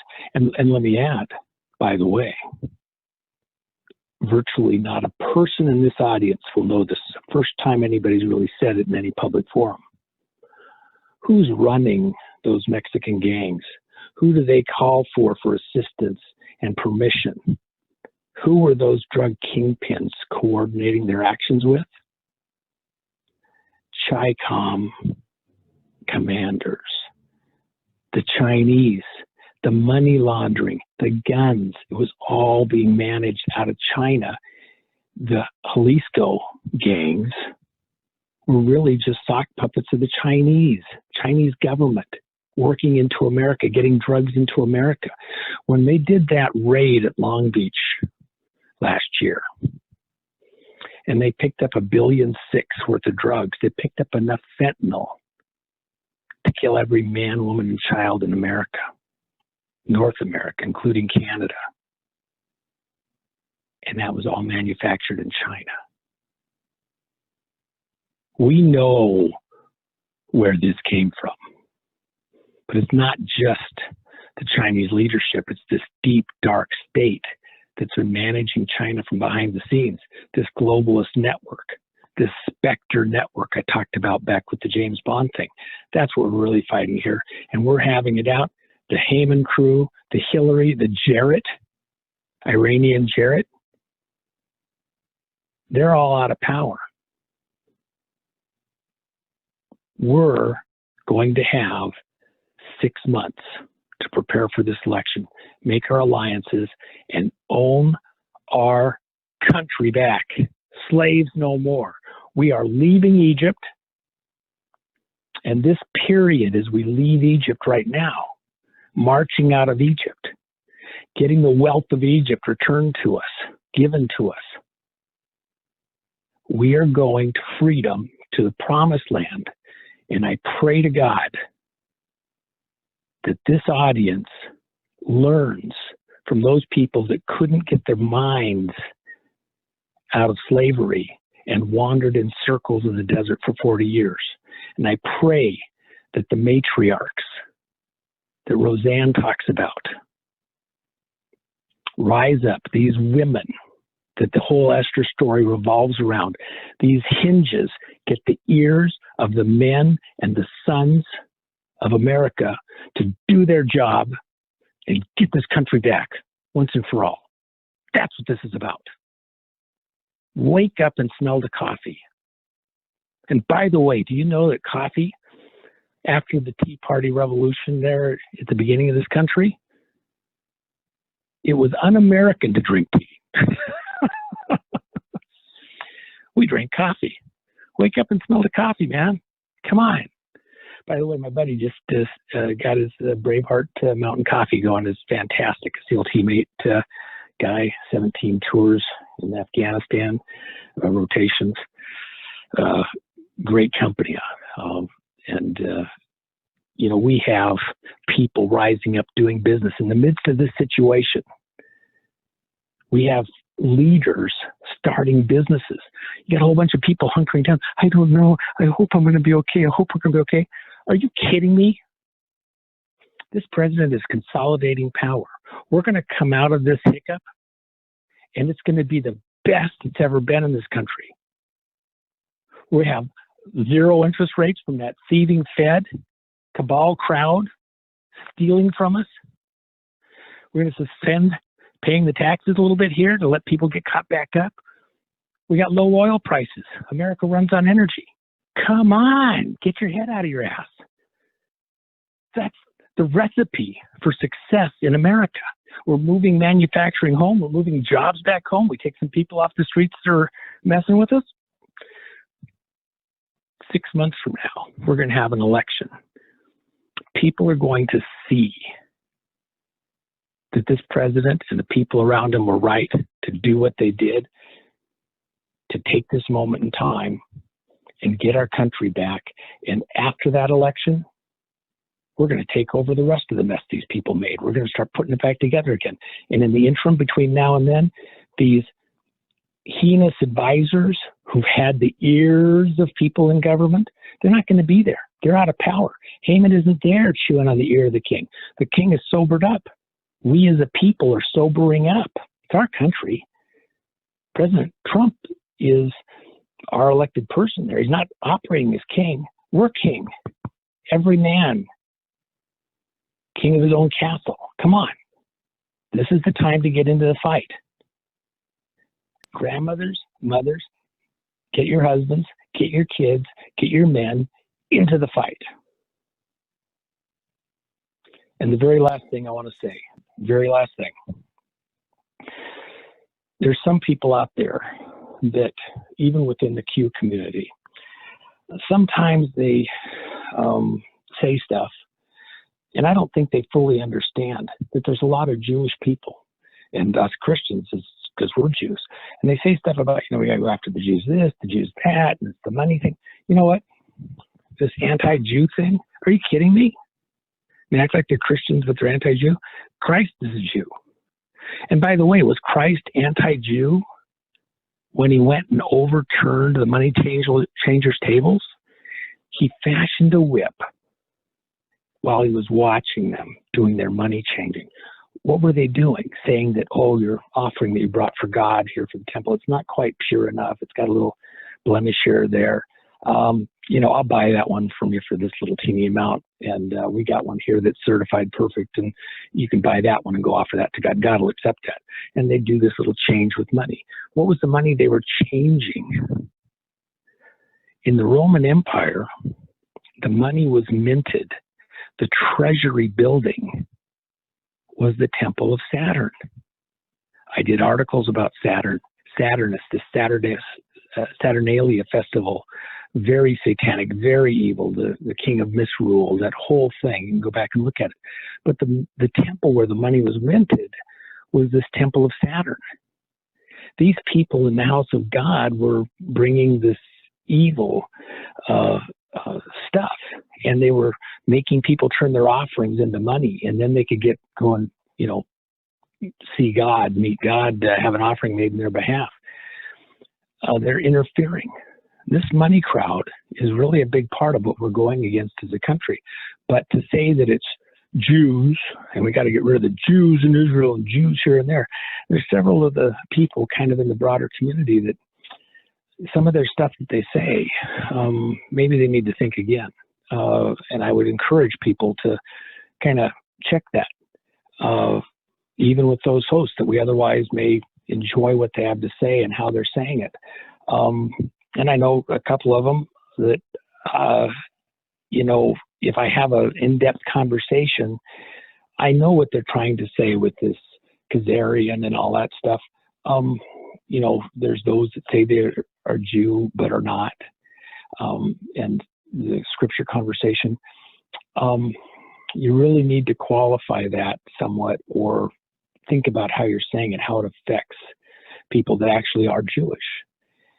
We need them together with us in the fight. We need to be making these alliances at this critical moment in history and widening our circle just as the Jews did in Persia, and bringing everybody to the party, find reasons to close ranks so we are no longer vulnerable to the wiles of this enemy that seeks to divide us internally so they can take a plunder at our expense.